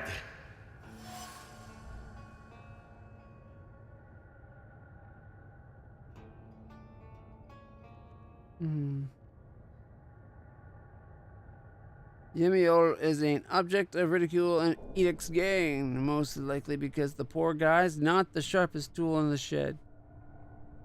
Point out that Edict is responsible for everything. Yemiol's right. I'm tempted. I kind of want to feed my pride more. There's no denying that you're to blame more than anyone. It was you who started it. Neither you nor Yemio is the mastermind here. No offense. All you need to do is report it to the police, and you can go home back to your wife. Actually, you're right. Can't you see what he's trying to do? He wants to drive a wedge between us. No, this isn't over. You saw what happened there. The coppers came with armored wagons. We can't run. We won't run. We'll take them by surprise. We'll give weapons to people, and we'll have some real fireworks for the police. First, we chase the Ruskies away from our neighborhood, then the town, and then... who knows? Yemyo, you've got the gun, so watch this one. Let's go. Why me? I want to go too. You gotta be a little savvy for this. Stay put, I said.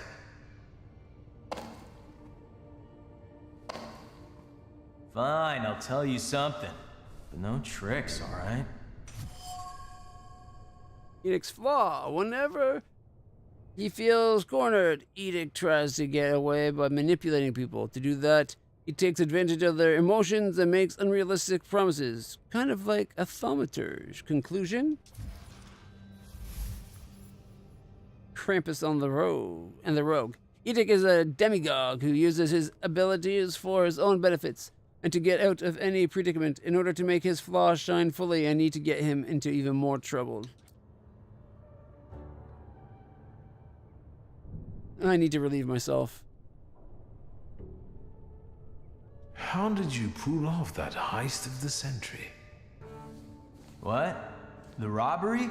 Huh, we just sat around and talked. The opportunity practically fell into our laps. Are you telling me you stole an arms shipment by chance? Actually, it was meant as a joke. Eddic just wanted to scare the guards. And being a little tipsy. What, are you grilling me now?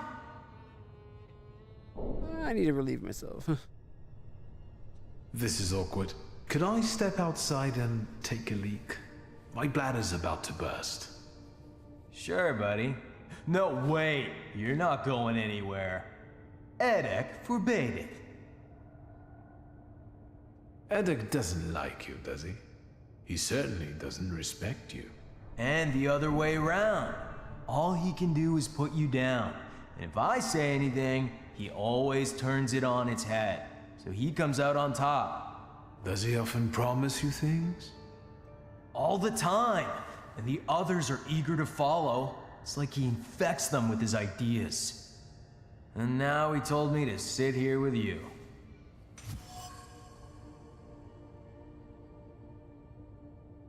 Alright, Yamiota is really angry at Eddic. He wants to find a way to get back at him. And I think I can give him an idea. Conclusion? Avenger. Yamiota is not the sharpest tool in the shed, and Eddic often makes fun of him to get on the good side of the other friends. The mockery pains Yamiota, makes him want to go back, get back at Eddic. I gave him an idea of how to do that. By releasing me.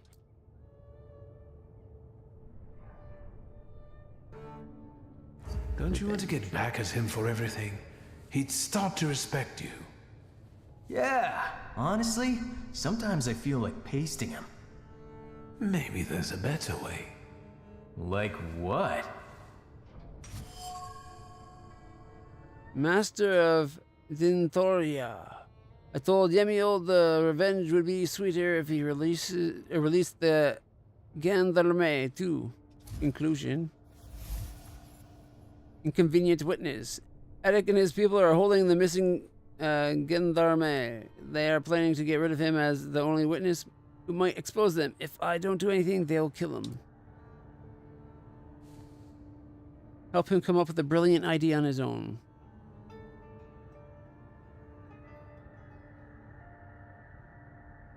Let me go. But Eddic will be mad. Or worse.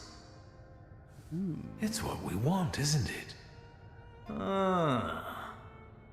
What would happen if that gendarme from the closet disappeared too? I'll tell you something. I think Eddic would burst into tears. Then let's do it your way, Yemio.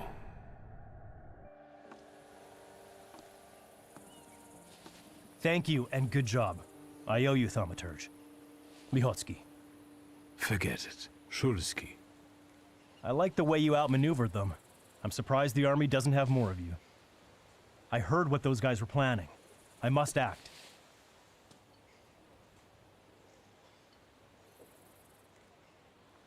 How did they steal the shipment? How come such morons pulled off something like that? The arms were on a barge with us. They came out of nowhere, and Eddic somehow convinced the other gendarme to evacuate. He's very persuasive. Whenever there's any doubt, he takes charge and promises the Earth, and the others follow him. What do you intend to do? You heard what they said about the armored police wagons. The forces must have cut off ways out of the harbor. I know how many arms there were in the shipment. If Eddic gives that away out there, there'll be a bloodbath. I need to call for reinforcements.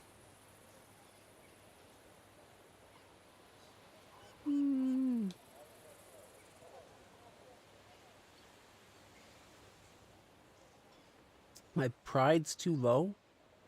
I've been feeding my pride for so much of this game. Alright, I guess admit that it's a good idea.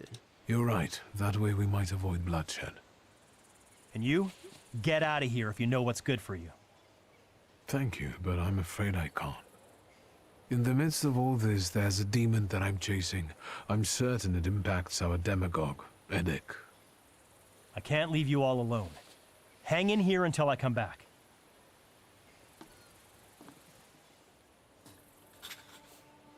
He's actually willing to listen. We just gotta find Eddic.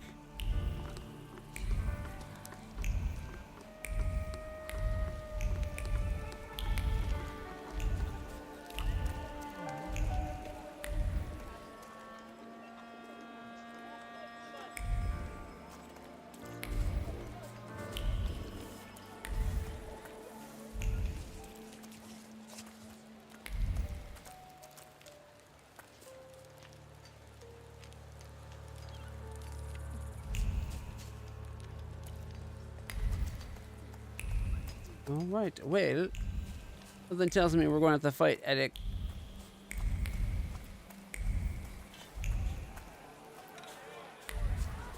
Well, hey, if it gets us a new Salutor, worth a fight. Oh, here we go.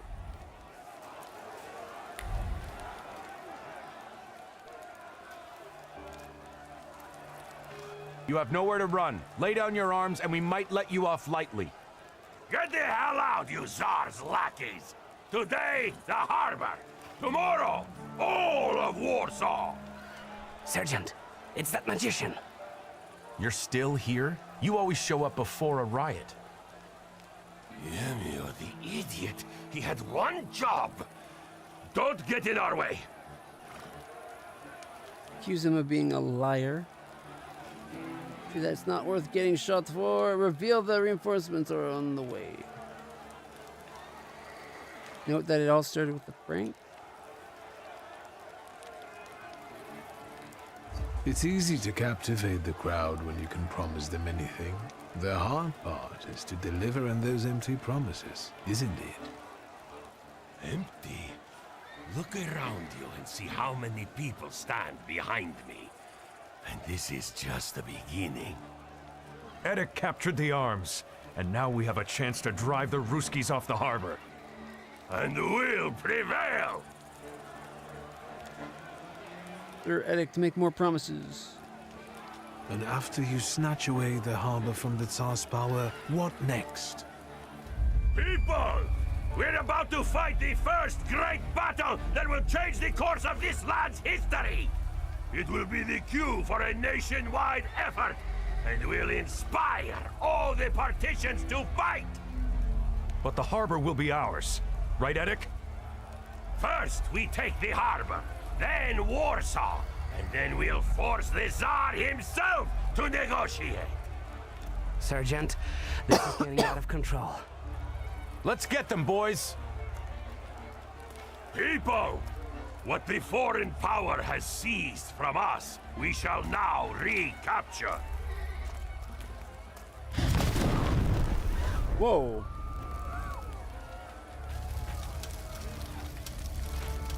Was not expecting that.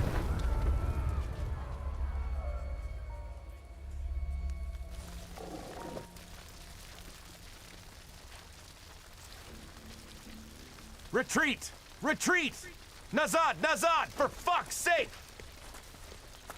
Get lost, Russian bastards! It's our land now! Well, I promised, and I delivered.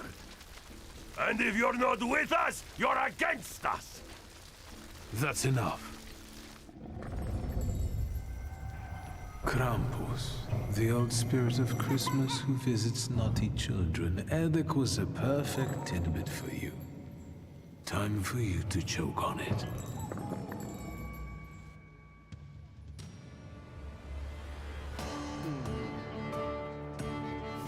Krampus in the background looks pretty cool.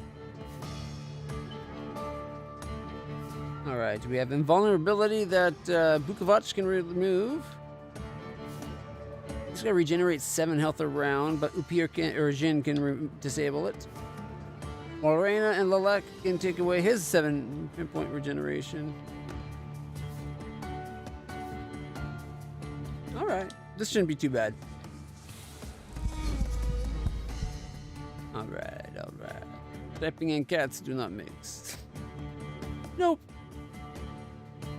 Not usually, no.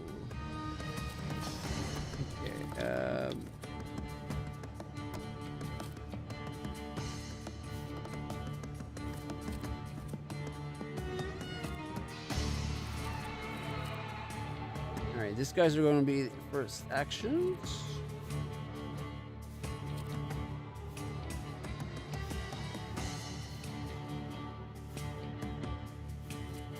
Try to interrupt.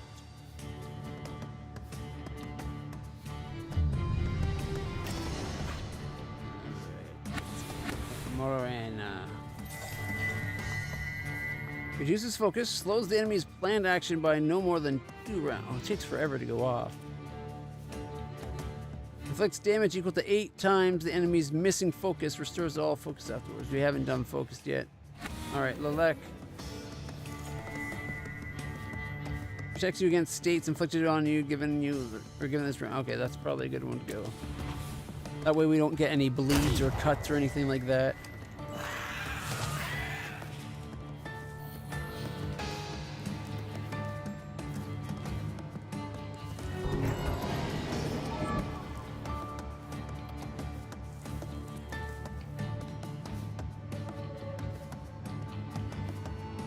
Not regenerating. Only has 18 hit points. We can take that out. There's 8 to 9. Can we do another 8 to 9 Bukovac?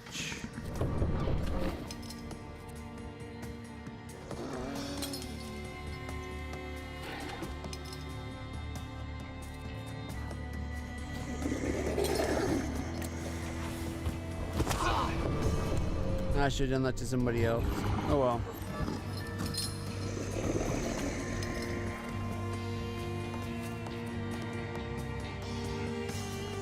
Reduce focus, restores 0 hit of your health for every enemy. Suffering, say each subsequent action that restores health will do this.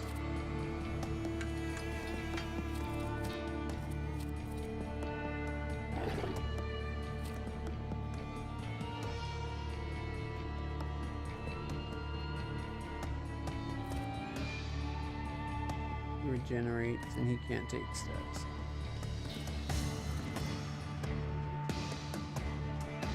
11 to 12, and that's, don't really need it yet. Nobody's suffering. So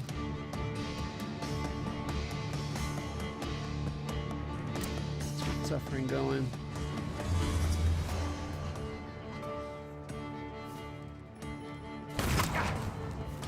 Oh, my focus. They got me right in my focus. Alright. Bukovac is about to take that one guy out.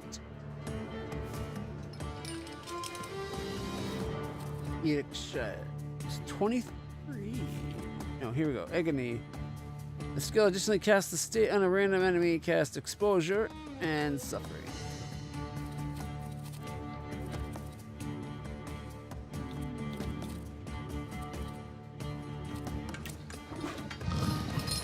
That should be one down.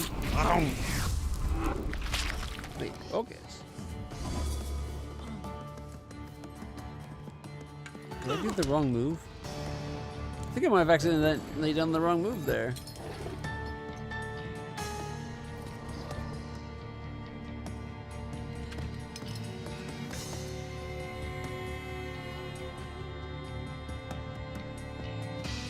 This is overkill, but you know, whatever works.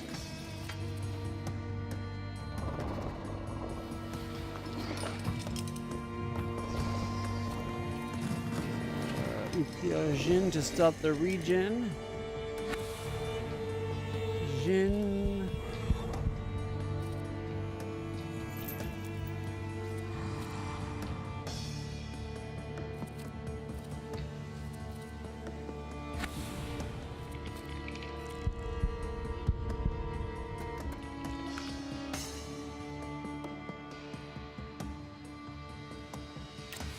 Just to get the point off. He'll no longer be regenerating 7, and he'll start taking the suffering. Still take some damage. Alright, let's see if we can interrupt his attack with a quick punch. Should be enough to kill him if that's the case. Oh, we got 8. All right. We'll get damage protection, and he wants to be hit by a LitlClutch. We can do that.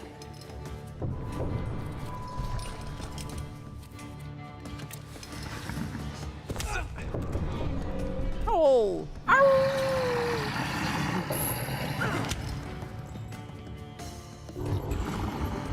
wonder who the next shadows are going to be after we take this guy out.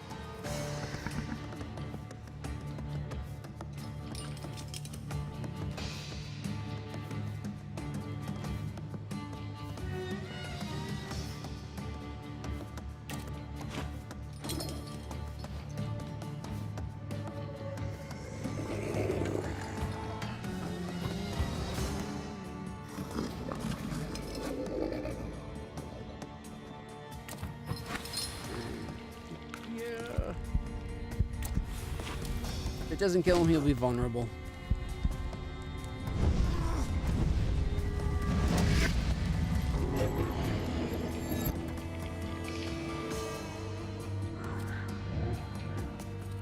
And he's vulnerable.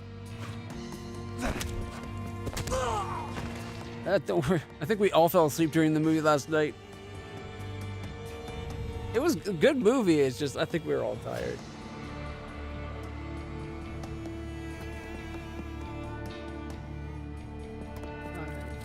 We got 4. Harbor Man's Shadow, Harbor Woman's Shadow, Escort's Shadow, and Escort Shadow. Great. Invulnerability. So, Leleco Morena. Velis, or 7 hit points a turn. We can't even get through her. She's just going to be unaffectable. We're going to have to brute force her. 6 focus.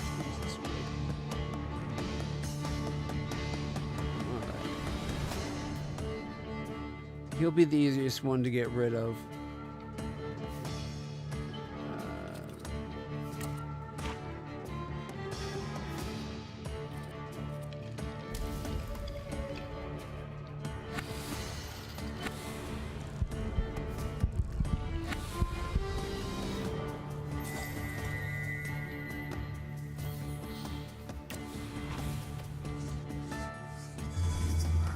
Take his focus out. Alright. Altered state protection, but not damage protection.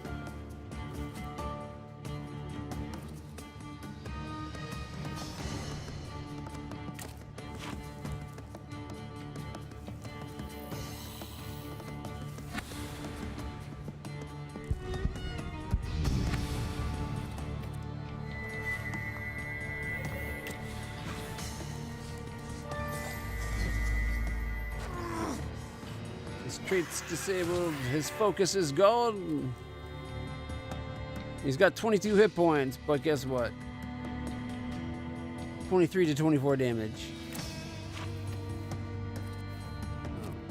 You're next up. Velis to disable regeneration. Okay.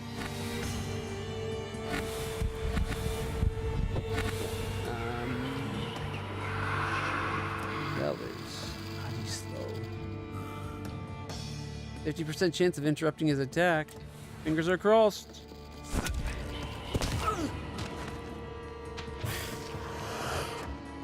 I think it worked.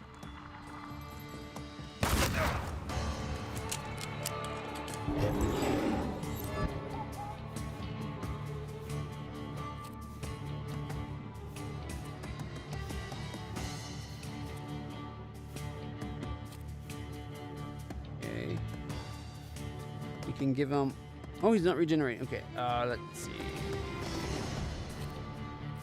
They're all going to be a slow attack. So.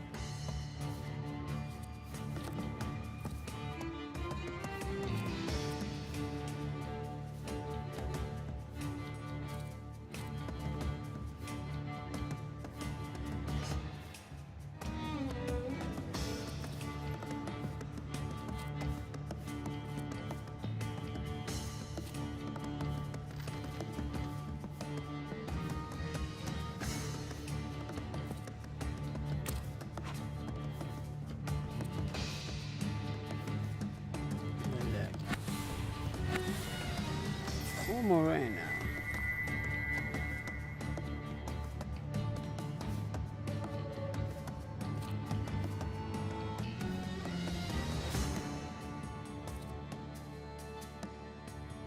Reduced focus slows enemies' planned action by no more than 2 turns. 5 or 6. Go on her. If I could get her focus removed, or the best. Because I have no way of taking her special states out.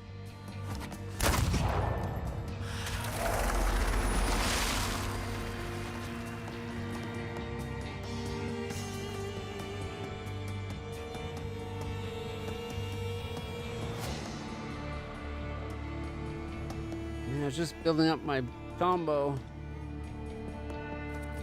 If this kills him.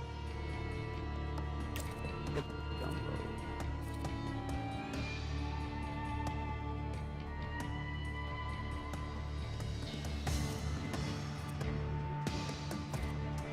I can't go before it's actually. We slow her some more.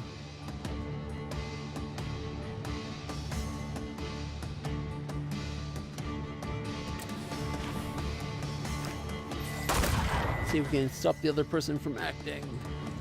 Take more of her focus.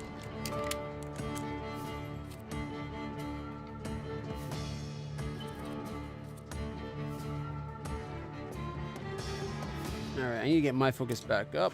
Just to be safe.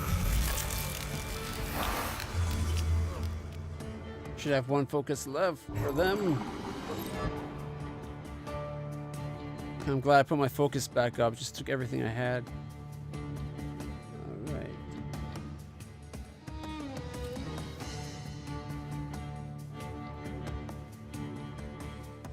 All right.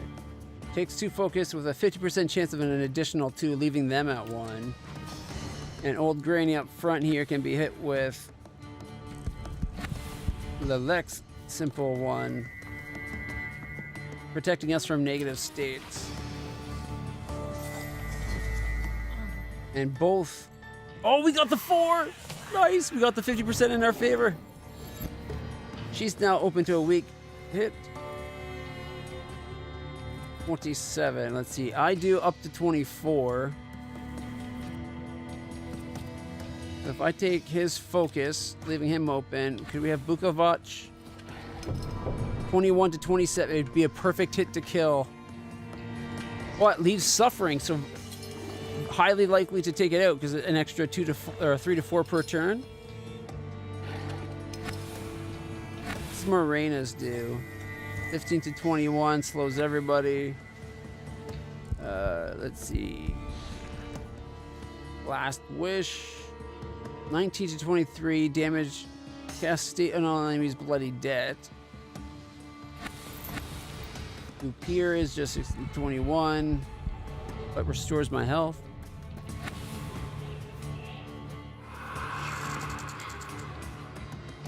$15 to 75.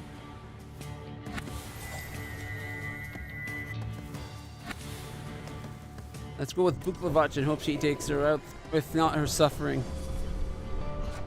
Or by the suffering. 25, suffering for 3 to 4. Dropped it. Yes! And Mr. 21 is weakened now and exposed, and I can hit him for 23 guaranteed. Now that is what I'm talking about. We got the Demagoguery flaw. You two have a lot in common.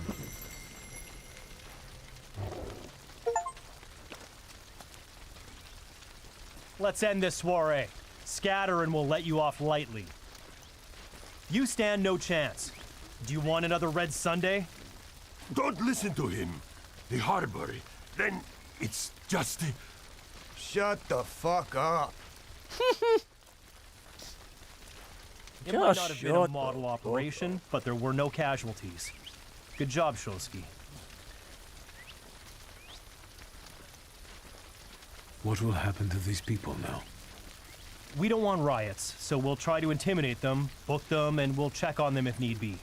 But Edek is a ringleader. Have you thought about joining the services? No, that's not for me. Not with that headache. Goodbye, LitlClutch. Alright. In the end, people in the harbor area had even those on the other bank had a chance to witness an explosive show and actual fireworks.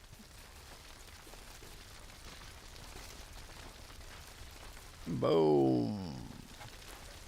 I There's need a pretty to see big Rasputin. Yeah.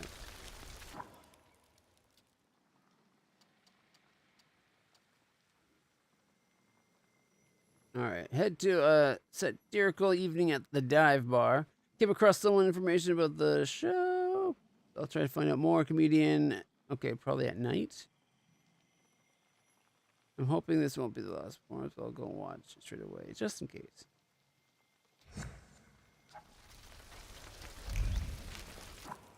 No, wrong button. Oh, we're way up here.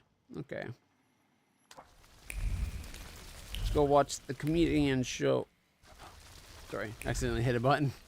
Finger slipped off the analog stick.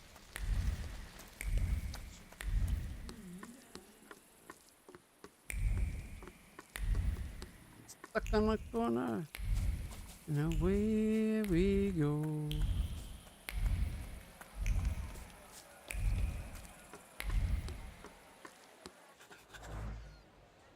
Some people do grassroots work and others organize coups. Kirchner wields a different kind of weapon, and one that is no less sharp. They still say that the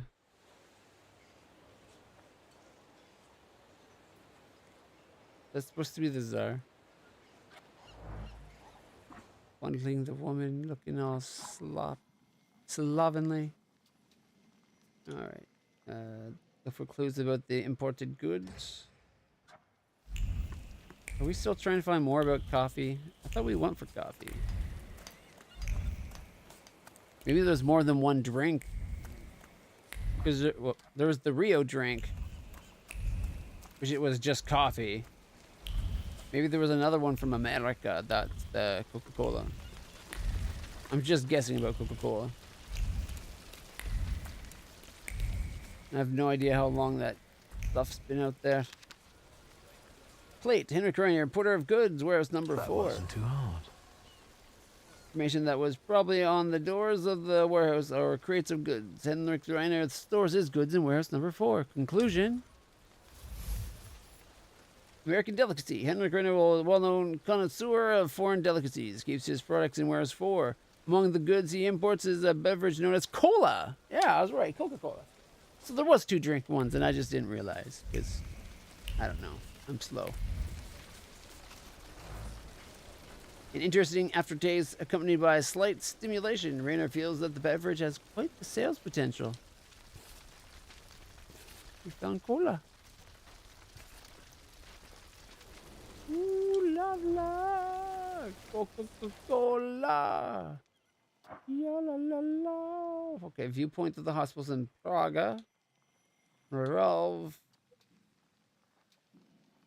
And that one's Mrov.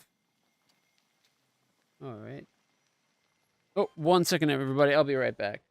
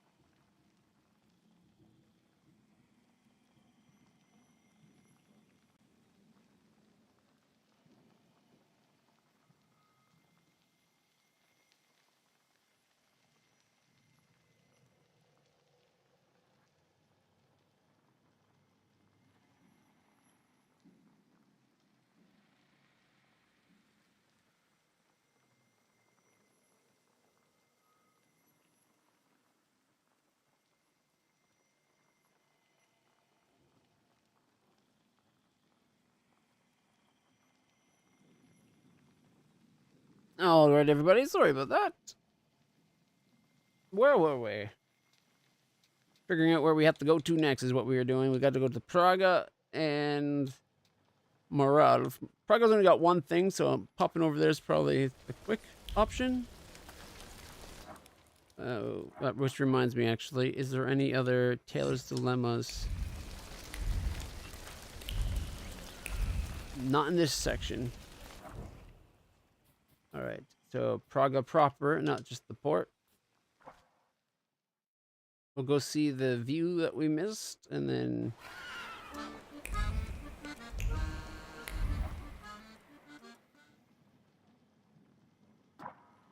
Okay, let's see. We have the hospital. Hospital's this way.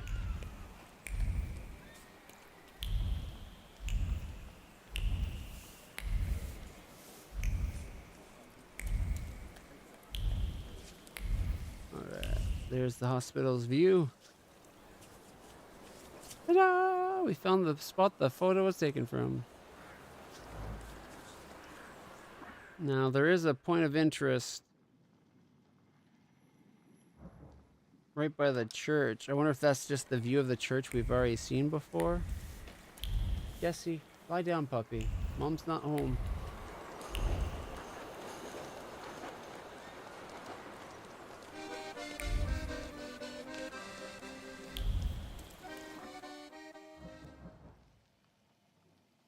All right. It kind of looks like it's just the view of the fountain in the synagogue.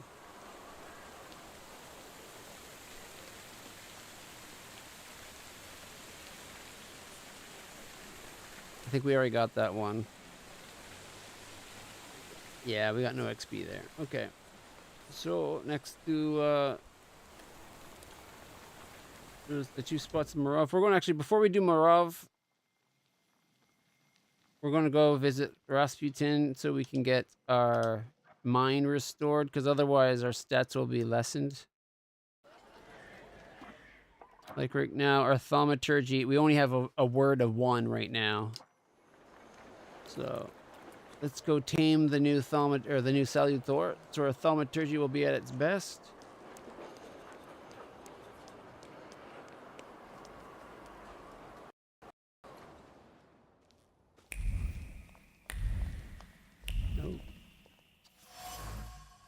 A sofa. There are pillows scattered around the couch. A lot happens here. She was laughing out loud, trying to stop him from saying bawdy words, but he didn't stop, instead only making her laugh more and more and more until the long-awaited satisfaction came. Ooh. You know what that means, right? I can't get no satisfaction until it came. All right. Scattered on the doorstep is a salt on the doorstep. Protection against evil. A hand trembled in fright, scattered salt in the hopes of warding off a devilish spirit. Salt was supposed to be good. It was supposed to chase away all evil. Even in this form, only the devil could stink like that. But salt is good. It will do well against him, too. The maid.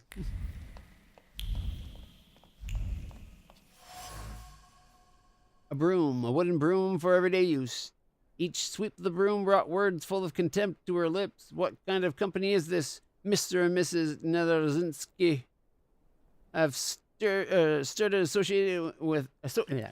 associating with very strange people. To invite such guests is not proper.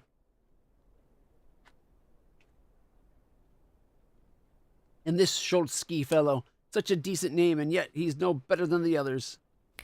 Hey, what did we do? Apron, a servant's stained apron. She sincerely enjoyed the work. The Nardazinskis were good to her, but things couldn't continue like this. In the anger that permeates every fiber of her apron, one can sense an echo of longing for good, trouble-free times, for the times when she wasn't here. The maid. I like the maid. She kind of spoke like she was flippant with us, but in a fun way. Servant's worries. Everything indicates that the Nerdazinski's dutiful maid couldn't stand the presence of Rasputin or the guest he brought under the once respected roof. So she left their employ. She saw him as the devil and looked for a way to ward off the evil spirits. but was apparently unsuccessful. That's sad.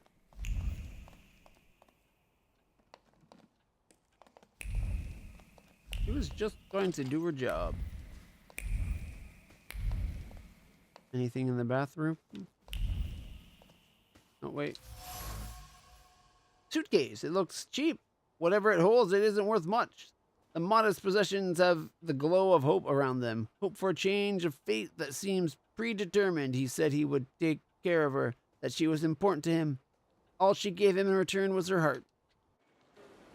Oh, I accidentally clicked the door. I meant to hit this door. I thought so. Something else. A medal. A SARS medal. I wonder what it's doing here instead of being proudly pinned to a uniform. Unpinned from a uniform in the act of pledging allegiance to Rasputin. The hand that did it trembled, but that lasted only a fraction of a second. In the end, loyalty to Rasputin proved paramount. Rasputin's garnering quite the crowd.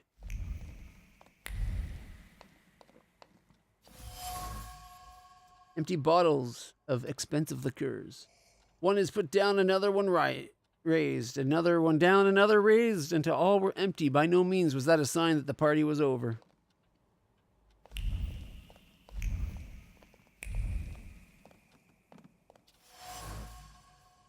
Glass of wine. An empty wine glass with lipstick on it. Strange desire lingered on the imprint of the woman's lips. Something new, as if born recently, unexpectedly. The heart freed itself from the fetters of morality and brought previously unknown joy to the body. Rasputin caused this. Incredible. From Anila Nadarzinska. Pipe. It's wooden and looks like it gets a lot of use. It must belong to Lucian. Smoking the pipe was accompanied by a series of persistent thoughts entered around a dominant one. This is wrong. The immorality of the householder's behavior is unacceptable to the smoker. It shouldn't be like this. Lucian Nadarzinski. Ooh. Seems like Rasputin's dividing the house. Full of cigarette butts. One after another. The ashtray reveals that the smoker seeks a moment of solace in the ritual cigarette. But the solace does not come, so another cigarette is lit. Maybe this healer will actually help her. Maybe he will fulfill his promises and her life will finally improve. Conclusion. A colorful group of cultists. Rasputin has gathered a very colorful group of people around him who don't seem to have much in common at first glance. They come from different social strata, different personalities, and yet they share some kind of trust in Rasputin, or at least in his promises. Is this the beginning of a cult? Lucan seems to be the only one with a different opinion. Is that all the points of interest? All right. Hey, puppy.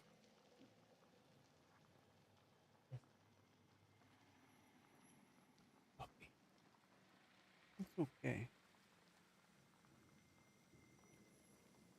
It's okay. It's okay.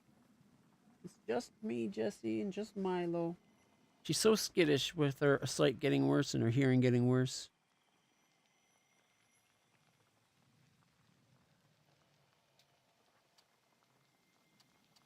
Milo, go lie down, Bubbas. I love you too. Yeah, you're a good boy.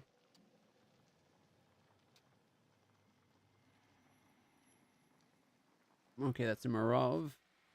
Memory of with who appears in Marov. Okay.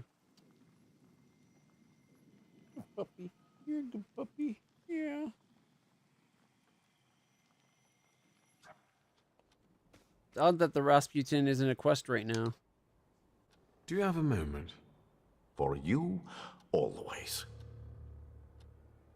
Find out what he plans for you. Note that things have changed at the Nadarzinskis. This place looked different. The Nadarzinskis did too. Everything is happening according to their will and with their blessing. Mention the housekeeper who quit. Not all of them are as favorable to you as your hosts. Their housekeeper quit. Well, Jesus had opponents too. And look how it worked out for him. You're aiming high. The highest. Anything else you want to share? Ask about the party. I don't want to remark that it's a call. I don't want to piss off Rasputin. I've been trying to keep him as a friend. All these people, you've gathered a colorful group. We all come from different environments, from different rungs on the ladder. And that's the most beautiful thing about this. What have you found out about them? Let's see. The Narodzinskis. Aniela is unknowable, and Lucian is unhappy about the changes taking place in her. Aniela has completely given up her lust for my sake. She'd rather just pray and pray. I respect that greatly, but I must share my time with others. Do you think that Lucian is jealous about the time his wife devotes to me? It's possible. Don't worry about it. Keep talking and asking. Magdalena? Magdalena still hasn't rid herself of her youthful naivete. I think she's honestly fallen in love with you. Are you surprised she has? Many a love has had such a beginning. She's a good girl. Let's not hold that against her. Maria? Maria is calculated. She stays close because in you she sees a chance for a better life. And what's wrong with that? I respect that. I don't demand that you all gaze upon me like a sacred icon. But loyalty? There are all sorts of ways a person can win that for themselves. Anything else? And Lazarev. How did you manage to convince a Tsarist officer to come to you? He came of his own accord, like all of you. Lazarev has great potential. He's exceptionally eager. He senses that his country is sick, and he'd like to solve the problem. Is there more you need to know? No. Enough about these people. I'm at your service, Victor. Ask for what you want. Hypnotize me. I need your help. Again. And I won't turn you down again.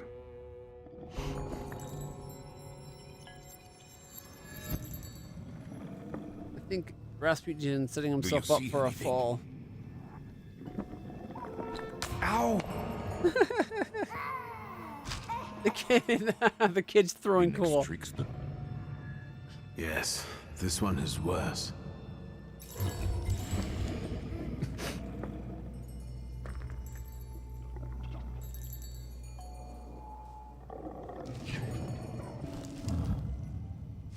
Well, yes. Don't worry. He thinks he's playing with us. It's just an illusion.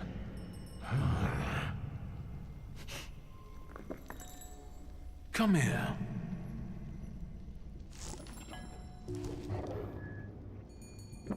Enough joking around.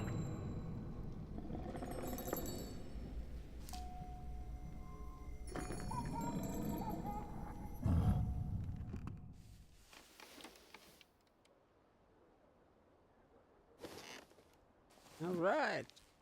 Another one under control.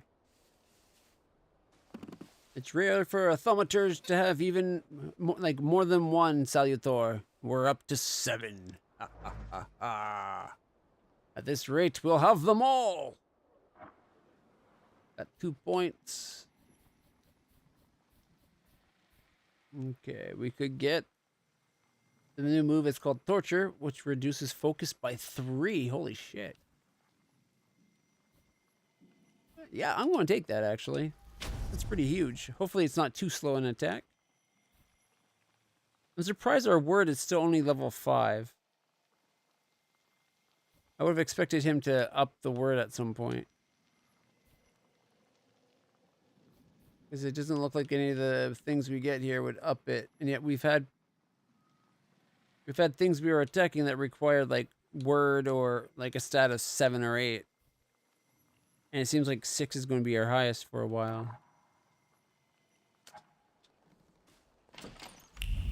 Alright, before we leave, is there any other things we can read? After all, those are how... Finding all the little bits are how you get XP enough to level your things up.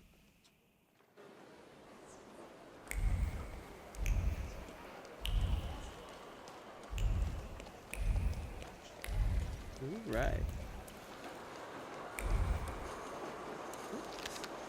Note for the delivery boy. Give the cigars from the small box to the gentleman in the apartment on 4 Powazalska Street at 8 p.m. A dispatch from the butler for cigar delivery during the meeting at Vyachev's, which are held at 8. The attending gentleman enjoys good cigars. Alright.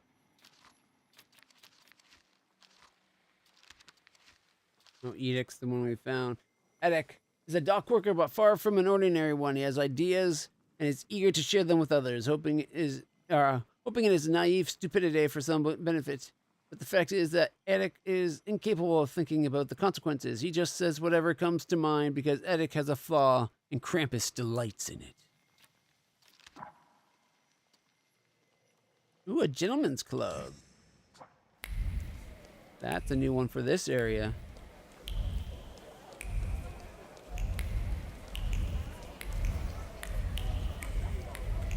Oh, all of a sudden...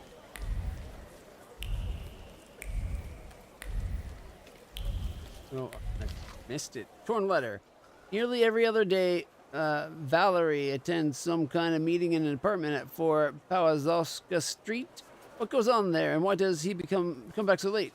He could devote this time to his family. I don't know anything as he dismisses my questions. You had a good idea, dear friend, but they didn't let my cousin in there, which is even more suspicious. Thus, I remain in the dark about the matters that so intensely preoccupied my husband's mind. Excerpt from a torn letter that to a lady friend. Gentlemen attend meetings held almost every other day in the tenement house at 4 Powazalska Street, but no one can attend. But not everyone can attend. Blah, blah, blah.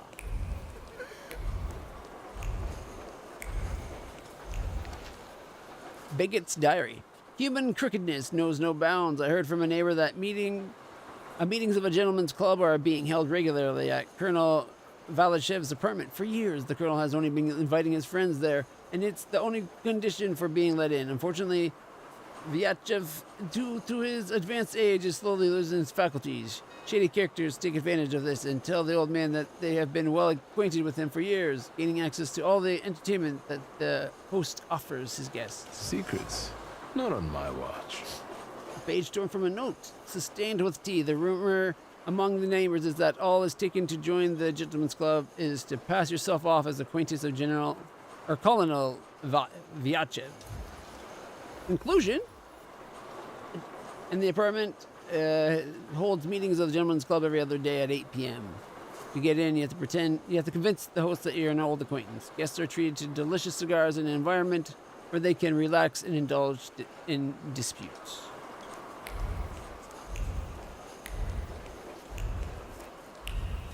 All right, we've got to wait till nighttime. Let's... All right, skip right to the nighttime, please.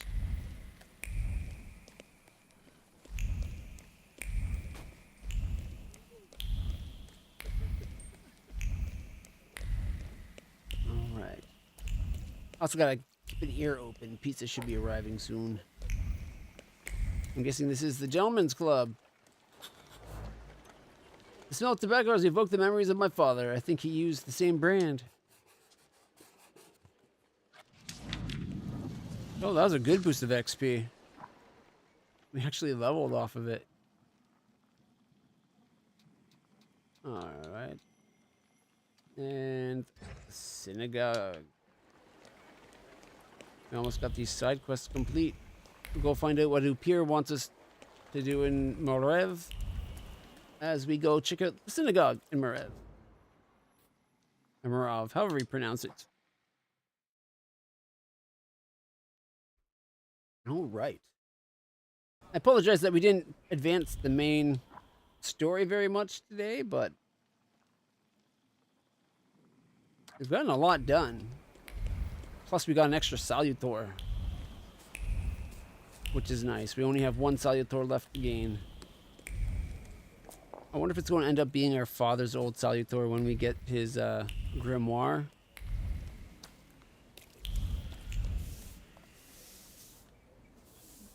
There's the synagogue.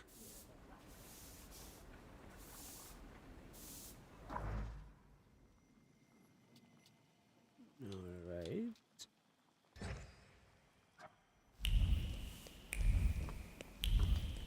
Is there any outfits left here? Nope. Wants us to go hand in what we have. Which means Upir's Memory Horizon is the last... What do you mean?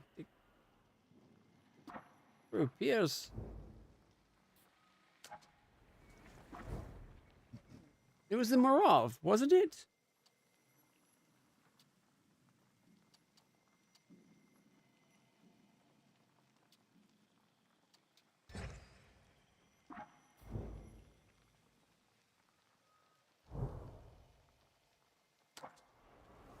Oh, you know what? We did that part of Marov. The next part was in Pavishal. I'm an idiot. I was certain we still had the one. The next spot was Marov. All right. Any Taylor bits? What do you want to tell? Nope. Just our friend. Here he is.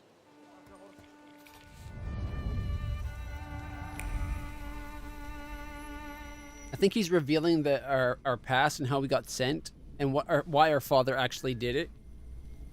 Something tells me that after we get through all of Upir's directing, we're going to find out that... My old man will kill me when he finds out this was our doing. Don't go yellow on me now, brother. First off, it wasn't our doing, it was mine. Second, keep a lookout if anybody's coming. I have to focus.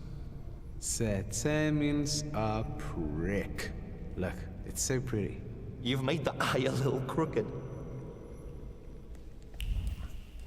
So I think Victor caused shit, and his father probably saved him in a way that he didn't realize.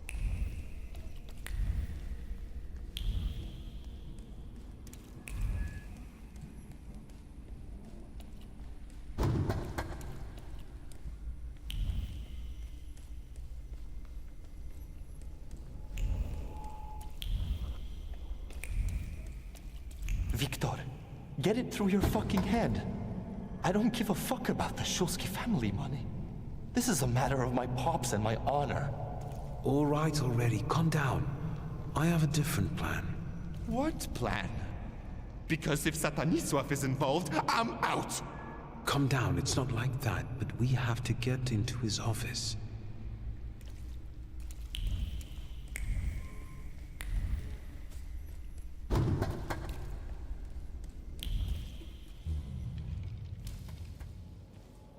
Stanislav. Oh, a gun? I don't want to see it.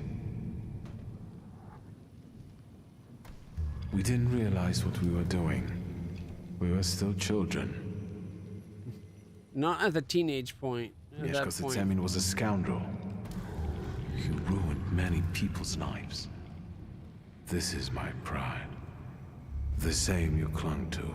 Barely discovered, but it was what pushed me into it. It got the better of me at the time.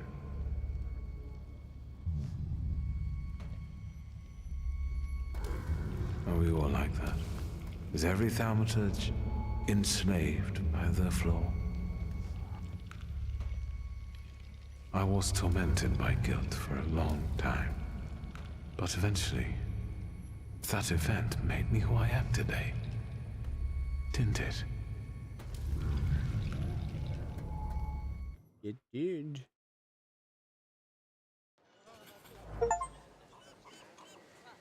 Alright, experience all the visions that Upir wants to show you. What? That's it?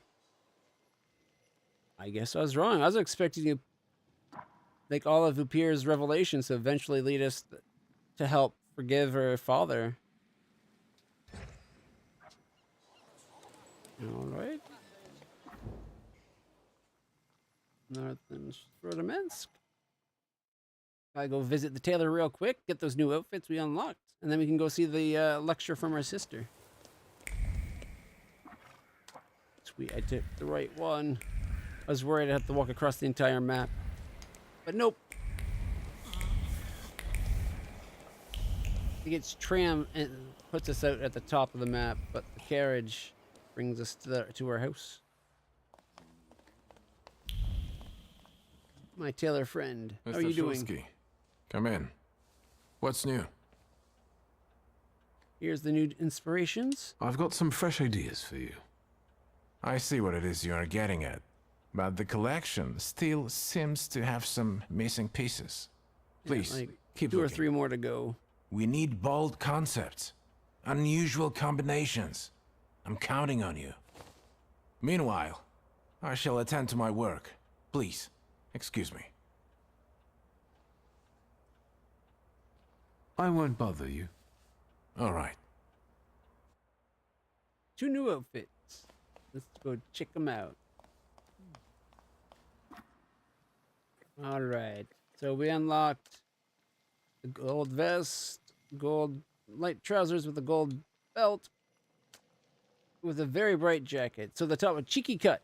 The crimson and gold pattern goes great with the black trimming. Defiant creases, diagonal stripes make the silhouette look slimmer on the legs. And the dignified variation, neatly trimmed detail and high quality fabric makes the model radiate a discreet yet distinct aura of a rich and influential man. The only thing I like about it is the vest. I don't like the pants. And then the other one we got, Bespoke Ambition. The Celadon vest made of silk jacquard will bring a breath of fresh air to any outfit. Okay, that looks cool. I like that. The pants, difficult fabric. The model is made from high quality linen stuns with its comfort and cheek cut. Lined with contrariness, this overcoat is surprising mostly for its folk custom inspired ornament. Okay, I actually like this outfit. Especially the vest. The splashes of the gold in there. Looks cool. All right, we're going with that one. Okay, our journal. The only thing we haven't done now is the main quests, the last couple outfits, which there's 3 left to go. And the cognitive function with our sister. Lygia is going to give a lecture as part of a university. Wait until afternoon. Okay, let's go find our nearest wait spot. Here we are. Aren't your legs getting sore? I wonder exactly what he's up to.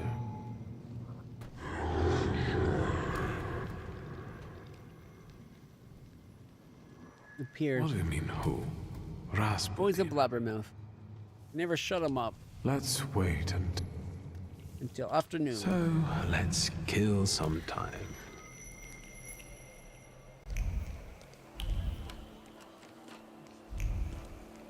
Here we go to Lygia's function.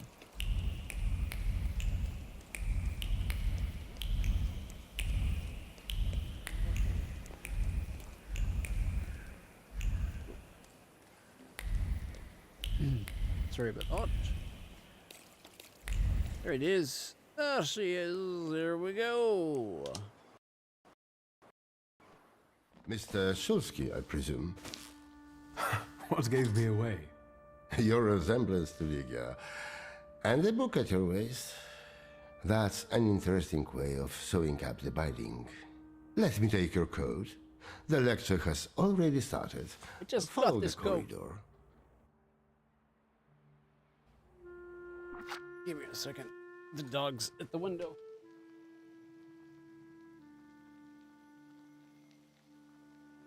They're right back.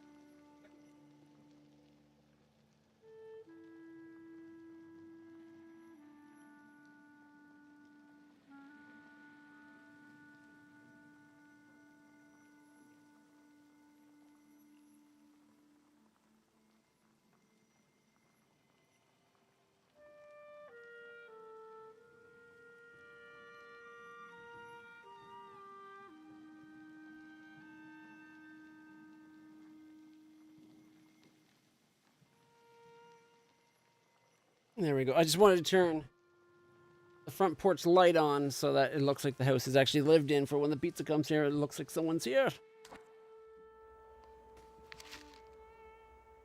Thurgism in Architecture, Professor Jan Zapadovsky. Okay. The style that one might have observed in architecture for over a decade, which emerged as the breakaway trend in Art Nouveau, has now matured and deserves a comment and assessment. That's a mouthful. Let's see. One can easily notice where it diverges from the path carved by Art Nouveau. The lightness and finesse interwoven in elaborate portals are replaced by massive pediment ornaments and arch crowns overhanging the spectator. Like an unspoken threat, a symbol of inevitable fate. The harmonious soaring lines coiling like sprigs give way to crisscross jagged shapes, creating a sense of chaos. And to that, the ghastly macaroons, and you get the full picture of the art that should go back where it draws its inspiration from, the Dark Ages. The professor has already made a judgment. Professor has already made a judgment, apparently. Warsaw Guidebook. All right. It might come as a surprise that between Selna Street and Davna Street on the one hand and Bagage Street on the other, and where now you can find a quaint little bench, there used to be an infamous waste dump where an unpleasant odor wafted in the air. Now you can smell wild flowers, and where all you could see were piles of waste, now an enchanting view of Warsaw unfolds. A change for the better? Surprising in this town.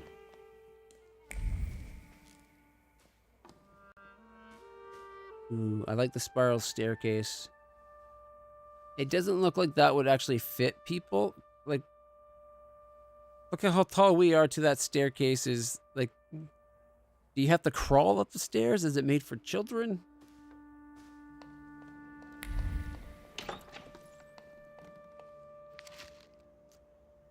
Anti-Inferno. Okay. Listen, don't let them teach you to play the piano. It will kill you. She broke off and wiped a tear. You know I have no idea what they want from me. As if someone has put wax in my ears and my fingers feel like they are made of wood. She wrung her fingers and tapped her ears with comical despair. And when they make you play the chromatic scale, it's over. You're a dead duck. First, third, second, and so on. To hell with them. She pulled her ears, sobbing convulsively. What kind of life is that? When they put me at the piano, I feel like someone has ripped the stomach out of my belly.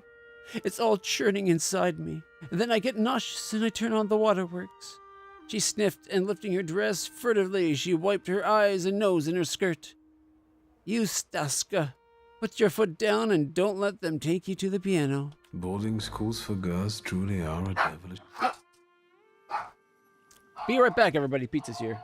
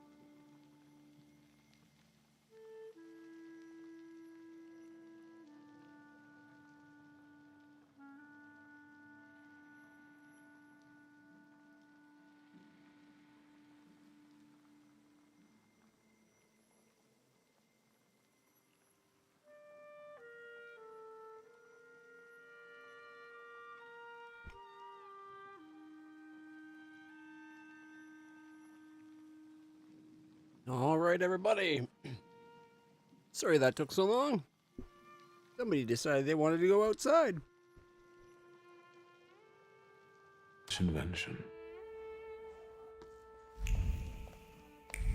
All right, is this the lecture in the back here? Inequality between the sexes is a real problem that keeps society in economic stagnation. No wonder if half of population cannot take up a job or are not adequately remunerated for their work. We want to study, work, make our own choices. We want all of our lives. Ligia, I'd love to see you on the faculty. You must agree. There you are. Samuel, Cecilia, I'd like you to meet my brother. Mr. Szulski? The Victor Szulski? The Thaumaturge? Oh no, they know us. Yes, madam. It is I. Oh, I need to talk to you about Thaumaturge. Ligia has told me a lot about you. Look up, Milo. I've been interested in it ever since I was a child, although, sadly, I was not blessed with power. Sadly is not a word I would use. Mr. Szulski, welcome to the Flying University. There we go, puppies. You're a good puppies, yes you are. Why always the nose? Hey, babies. You're a good boy. 90% of the time. Can you lie down? All right.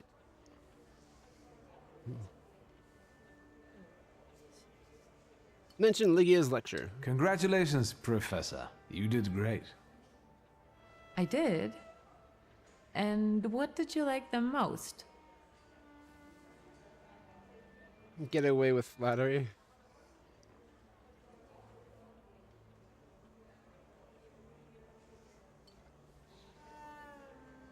What I liked most was seeing you as a lecturer. Damn it, you and your compliments. I can't stay mad at you. You know that science is your domain, not mine. Still, it doesn't change the fact I'm very proud of you. That's what Ligia said about you. Find out more about the university. Yeah, let's go with pride. I'm afraid to ask what my sister has told you. Nothing but the truth, albeit not all. We are a civilized people, after all. I'm interested in stories about Thaumaturge.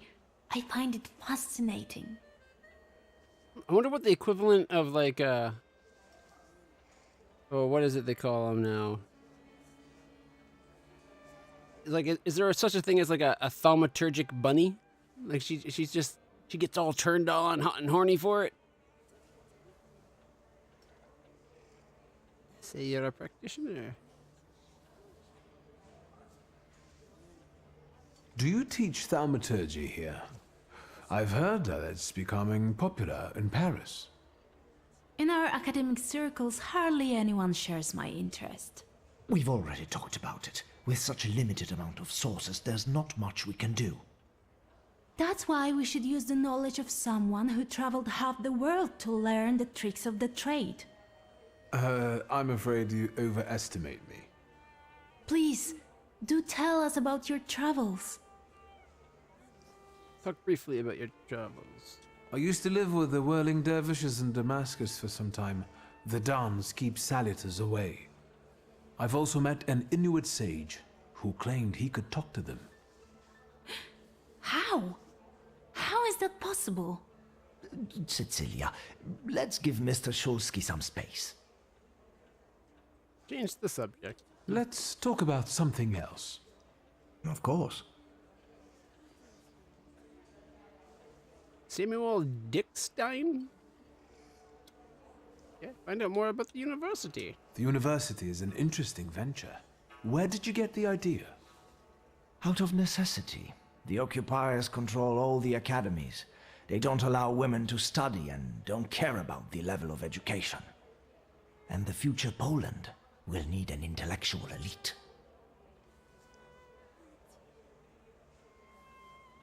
Ask about the name. Where does the university's name come from? For obvious reasons, we don't have a permanent residence. Our academy is constantly flying between the apartments of people willing to host us. Some also mockingly say we are a childlike and girlish university, as the university was created with women in mind. But the mockery will soon end because our graduates have already started scientific careers abroad. There you go. That's for the famous female graduates. Are there any known names among the graduates? Mrs. Skłodowska-Curie, for instance. Madame Curie? Our Nobel Prize winner. Damn.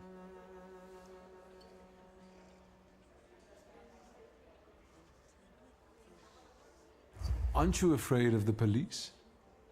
I am aware that we leave ourselves open to a charge of distributing prohibited works and imprisonment. Great causes are worth taking the risk, don't you think? I agree. Once you set a goal, never let it out of your sight, no matter what. As Dad used to say. I would not agree Any with. more questions? Not no matter what.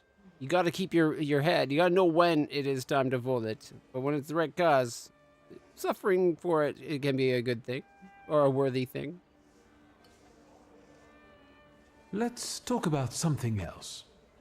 Of course. I think we're almost out of things. Yep, we're out of things. I'll take a look around the room. Mr. Shulsky, we must talk. It's important. Please find me later. No one to hold them. Oh. No one to fold them. I think you'll find that the catering tables aren't the only place you'll find something sweet. No one Give to me a hold 'em. break. Only if you brought some donuts. Oh, did we bring donuts? I did. I know one should not stand between you and sugar. You're speaking words of wisdom, brother. Oh, right, we got them last time. The Then I will plum leave ones. as well. Mr. Shulsky, please meet our students. Right. The coterie. That can't be the coterie people here.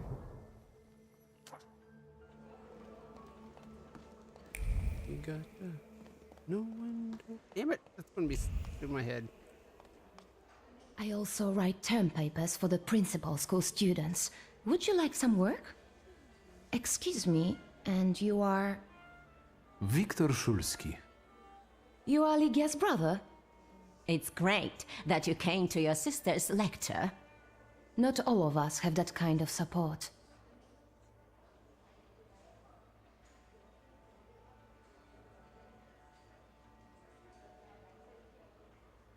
I think my presence here is of no importance. Liga has always been the smartest in the family. You are completely different from my brother. He thinks an educated woman is a disgrace to her family. If he knew I studied, he'd beat me until I was bleeding. We all take some risk. Well, maybe everyone except Polina. What do you mean? She's Russian, and I'm sure she'll bring the police down on us. I don't know why Dickstein trusts her. Don't waste your breath. Better have an eclair. Better to have an eclair. What did they catch us? Bring the donuts. The donuts seem to have been a big success. Alright. How long ago has it been since I updated this save?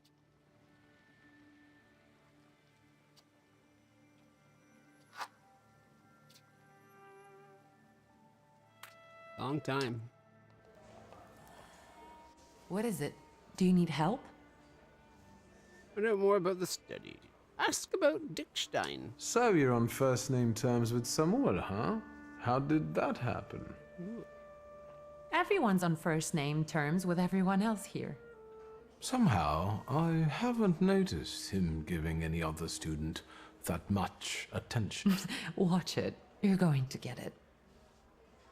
Actually, I think the point is, you're going to get it from Dickstein. He's going to live up to his name. Find out more about the studies. How did you happen to start studying? I was helping Dad with business, and I was doing fine, so he encouraged me to apply. It's the least he could do for you. I'll be off now. Alright, I think the last one we have to talk to is the one that's like, we must talk. It's important. No, oh wait, there's someone we can talk to up here still.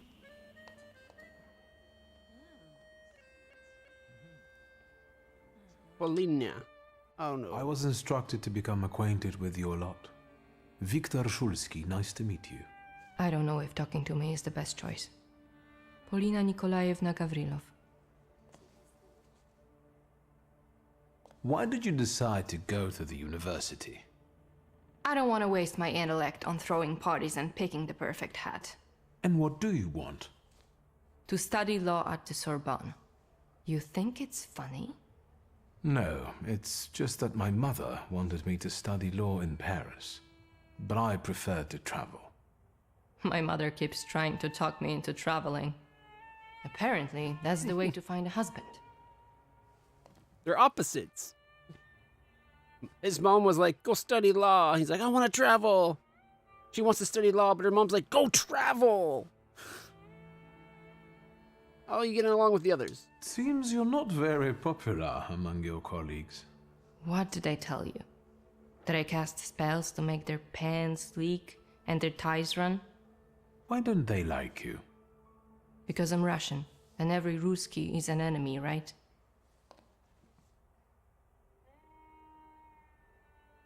My mother's Russian. My mother is Russian, so my perspective is different. I understand the political situation. I was born in Warsaw. I love this city.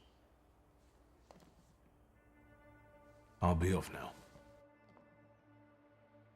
They don't have anything to worry about her. Hey, Dick. Can I help you? Stein?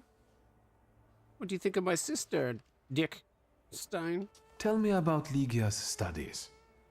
Your sister has an extraordinary mind. She's one of our most gifted graduates, and I hope she will join our teaching staff after this lecture. Her arguments are bold and accurate, untainted by social restraints. Oh, and her charisma. Indeed, you are impressed. Is there anything else you want to ask? He starts talking about her sister, and suddenly his pants seem a little tight. Thank you. Goodbye. You, sir, are not worthy. I'm gonna go talk to other people. Alright, the one that must talk to us. Actually, before we talk to her, I want to see if we get to mention the other girl. Like if we get any new dialogue from talking to the women. Nope. Okay. I'll be off now. That sucks. Something we could talk about all the different things we talked to the other people about. Because it would have been cool if we could, because then we could have encouraged her to help the others except the Russian girl. Cecilia, the Thaumaturge bunny. I guess that would be what, a book bunny, or maybe... yeah, book bunny I think works well, because they always had the book on their hip. A grimoire girly. You wanted to talk to me? I've got a whole bunch of questions, and I really hope you can answer them. Check your enthusiasm, please. You and your dress take all of our oxygen. Lucrezia, only feeble men are afraid to be inquisitive, and the Thaumaturge cannot be feeble. The power you possess meddles with the very fabric of reality and the most subtle aspect of human psyche. It is... Overrated at the best and made up at worst. Should we scare Lucretia? I kind of want to. We are overly proud. Maybe I could change your mind about my power if I used it. Yes! For example, I could convince you that you are a parrot. Oh my god. The bookseller went mad. Help! What? Is that your doing? Now you believe in thaumaturgy? Mr. Shulsky, please don't mind her. Let's go, they might need you. I could This turn is you into... tragic. I need to yell about it. Thieves! This is an outrage. Calm down. We can sort it out. Do not tell me what to do. It is definitely the time to be nervous. I'm just saying we can look together. It might be a misunderstanding. Misunderstanding? It's a theft. You! I bet you did it. What is this about? What happened? The first edition of A Nation Tale is gone. My beloved game exposed to sunshine. Master, greasy fingers. Oh God, not greasy fingers. Tragedy. You can't treat me like that. Nobody leaves this place. Either I get my book back or I'm calling the police. What do you mean? I can't stay here any longer. Antoni, do not threaten my students. They are not students. They're animals. Mr. Shulsky can find your book.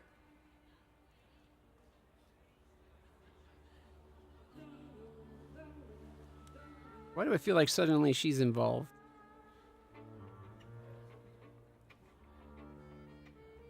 Yes, I can do that. Really?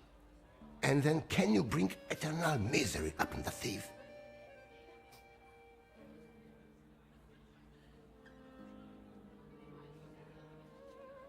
Of course. What is it exactly that you want? I want him to get blotches on the soles of his feet. Done. Good heavens. Mr. Shulsky, please, stop joking. We'd be grateful if you could find the book. Who says I'm joking? I don't know if we can actually do that, but...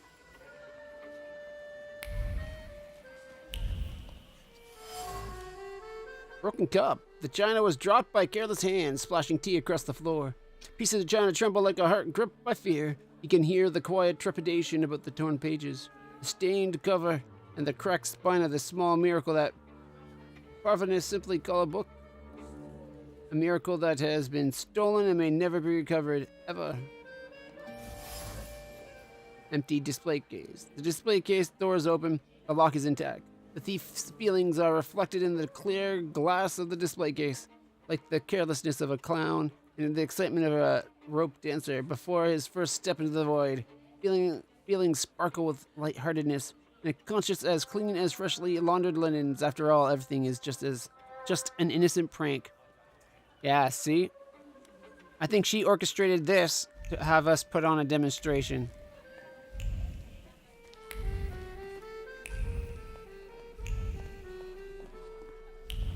Can you talk to Paulinia again? Yes. Who do you think is behind stealing that book? I can't believe that it might be one of us. After all, we all love books. That sounds like the perfect motive. Indeed. If I were to steal, I would rob antiquarian bookshops. But it wasn't me. I like her. I'll be off now. I trust her. Plus, I think it's the girl in pink. Can I help you? Do you have any suspicions regarding the stolen volume? I don't believe any of the students could do it. It must be a misunderstanding. And I hope you manage to get to the bottom of it. Thank you. Goodbye. Thank you. You're dismissed. You had the distinct taste of an NPC about you.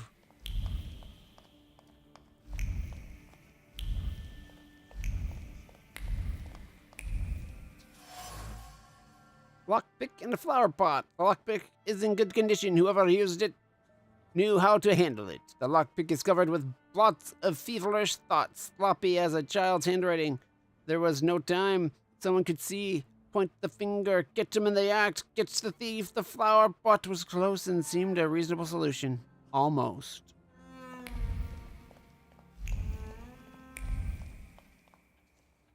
Can we mention What's the up, book? Sherlock? Mystery solved? You're as happy as a child on Christmas Day. I like to watch you do something with passion. Who do you think could have taken the book? I have no idea. But I'm sure you'll be fine. You're way too enthusiastic. How many sweets have you had? Don't even ask. Too many, apparently.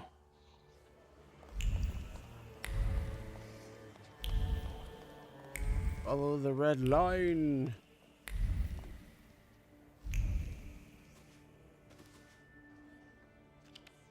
We can talk to all of them again. You don't understand. I want to leave. Yes, and as a I thief want my would. volume to be in my display case. Maybe you're the one who has it. I'm not a thief, and I don't have to explain myself. What's the hurry? Why do you want to leave right now? I told my parents I was going to church. If I'm not back on time, they'll start to look for me, and I'll be in trouble. Please help me. You can help by searching this young lady. I know subtler ways. Could you give me a personal item, please?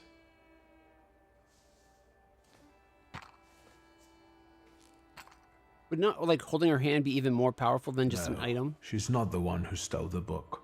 The trace doesn't match. How do you know? Explain what you did. The student didn't steal the volume. The trace on her powder box is velvety and tastes of iron, as if an unbreakable character was hidden beneath the delicate beauty, completely incompatible with the one imprinted on the lockpick. There's no trace of the thief on this item.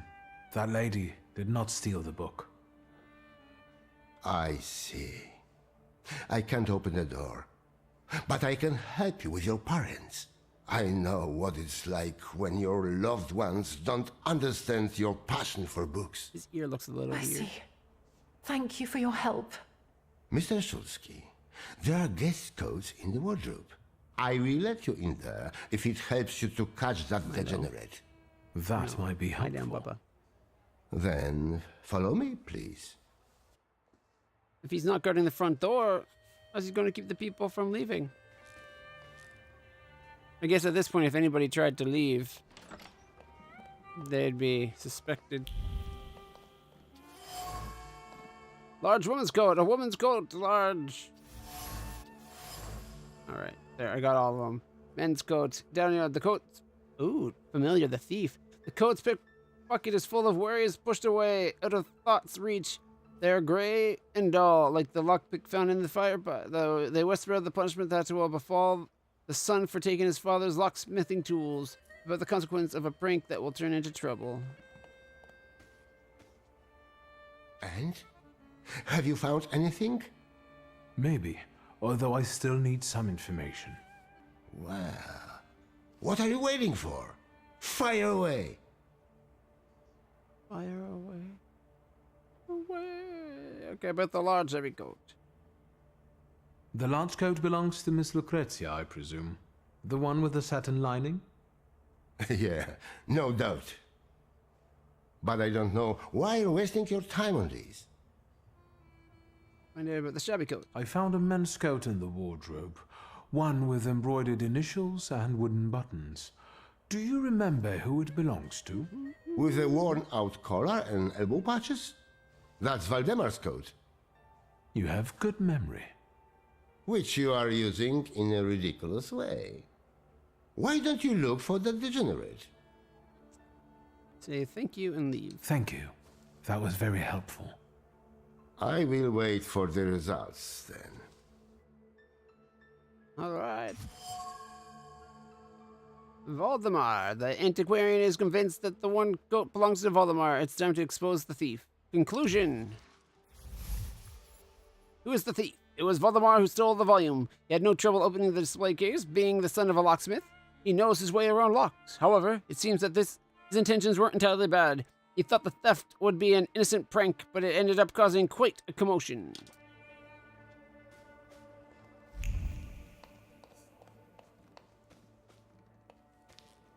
All right. Can I help you? No, Thank apparently you. not. Skip. Did we tell Ligia? Oh, he's right there. Okay. A grey coat with embroidered initials and wooden buttons. It belongs to you, doesn't it? Why do you ask? I think it belongs to the thief. What? No, I don't wear a coat. It's September. I like the cold, and that is not a crime. Leave me alone. There's that little wisp coming out of his head. Voldemort claims he is not the thief. However, the evidence leaves no doubt. I'm sure that if I play it right, Voldemort's thoughts will reveal all his sins. Ooh. We gotta go look in the bed. Well, I guess he put it under the bed of the guy. Here, I found your book. What was lost has been What's found. this? Baltimore hid the volume under the bed in the antiquarian's bedroom. The hiding spot leaves much to be desired.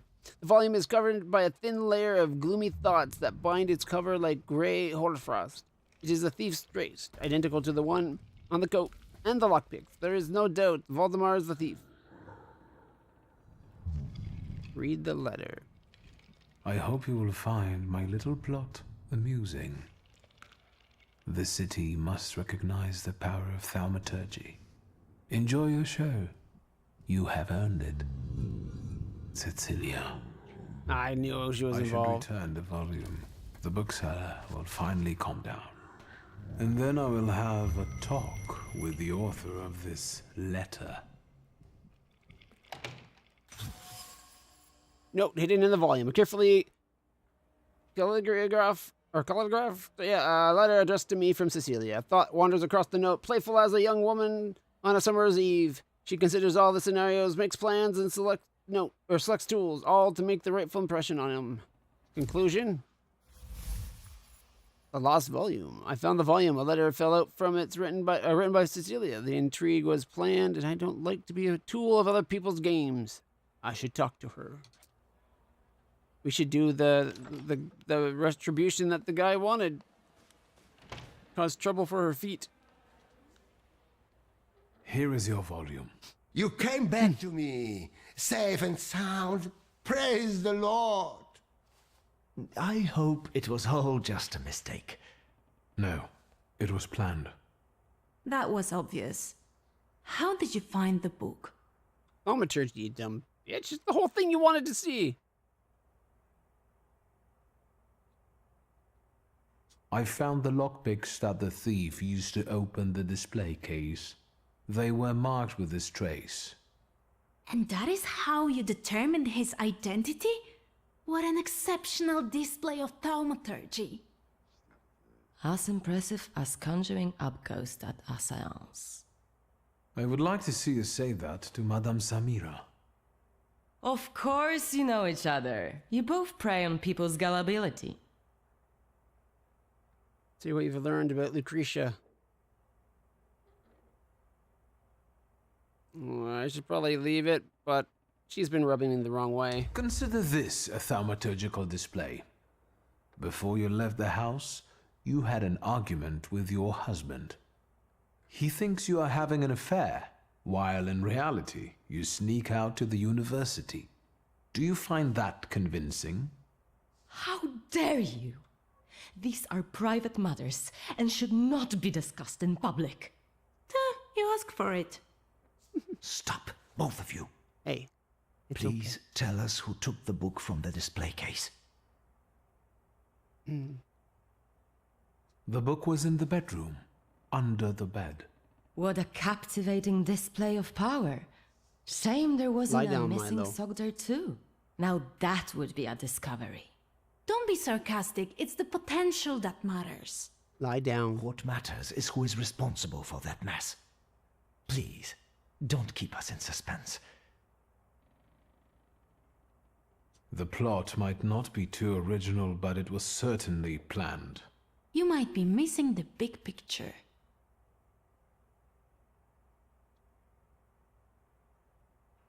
The one responsible for stealing the book is Valdemar.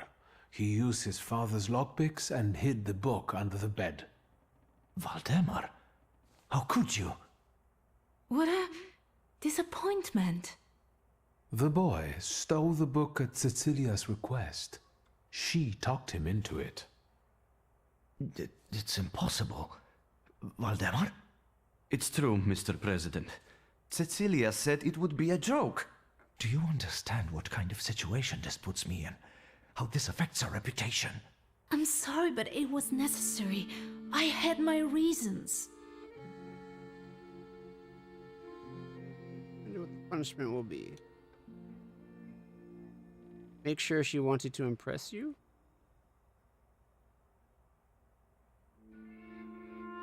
What reasons? Nobody treats Thaumaturge like a real science. I had to show its potential.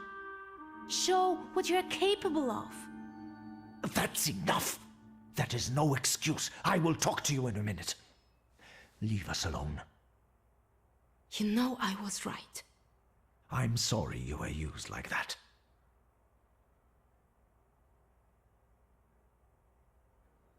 Thank you. Honestly, I don't like being led by the nose. I understand. Cecilia's methods are disgraceful, but she does have a point. A lecture by a Thaumaturge would enrich our academy. Please, consider it an offer. I will think about it. I'd say real science is science that can be done by anybody. If it can only be done by a select few with a special gift, it's not real science, although it is real in the sense that it's an actual thing in this universe. But I'd say it's not so much, it's not really a science so much as it's magic. However, guys, we're going to call it there for the night. I need to go deal with the puppies. One clearly needs to go outside. The other one is freaking out that I'm not taking the other one outside. So we're going to call it there. For those who wanted me to be on the Discord for tonight's movie night, I'll be there as soon as I can. Thanks everyone else for stopping by. If you've been enjoying this and haven't yet hit the follow button, please do. We'll be back more with it tomorrow night and Coral Island during the day. Until then, everybody stay healthy, stay awesome.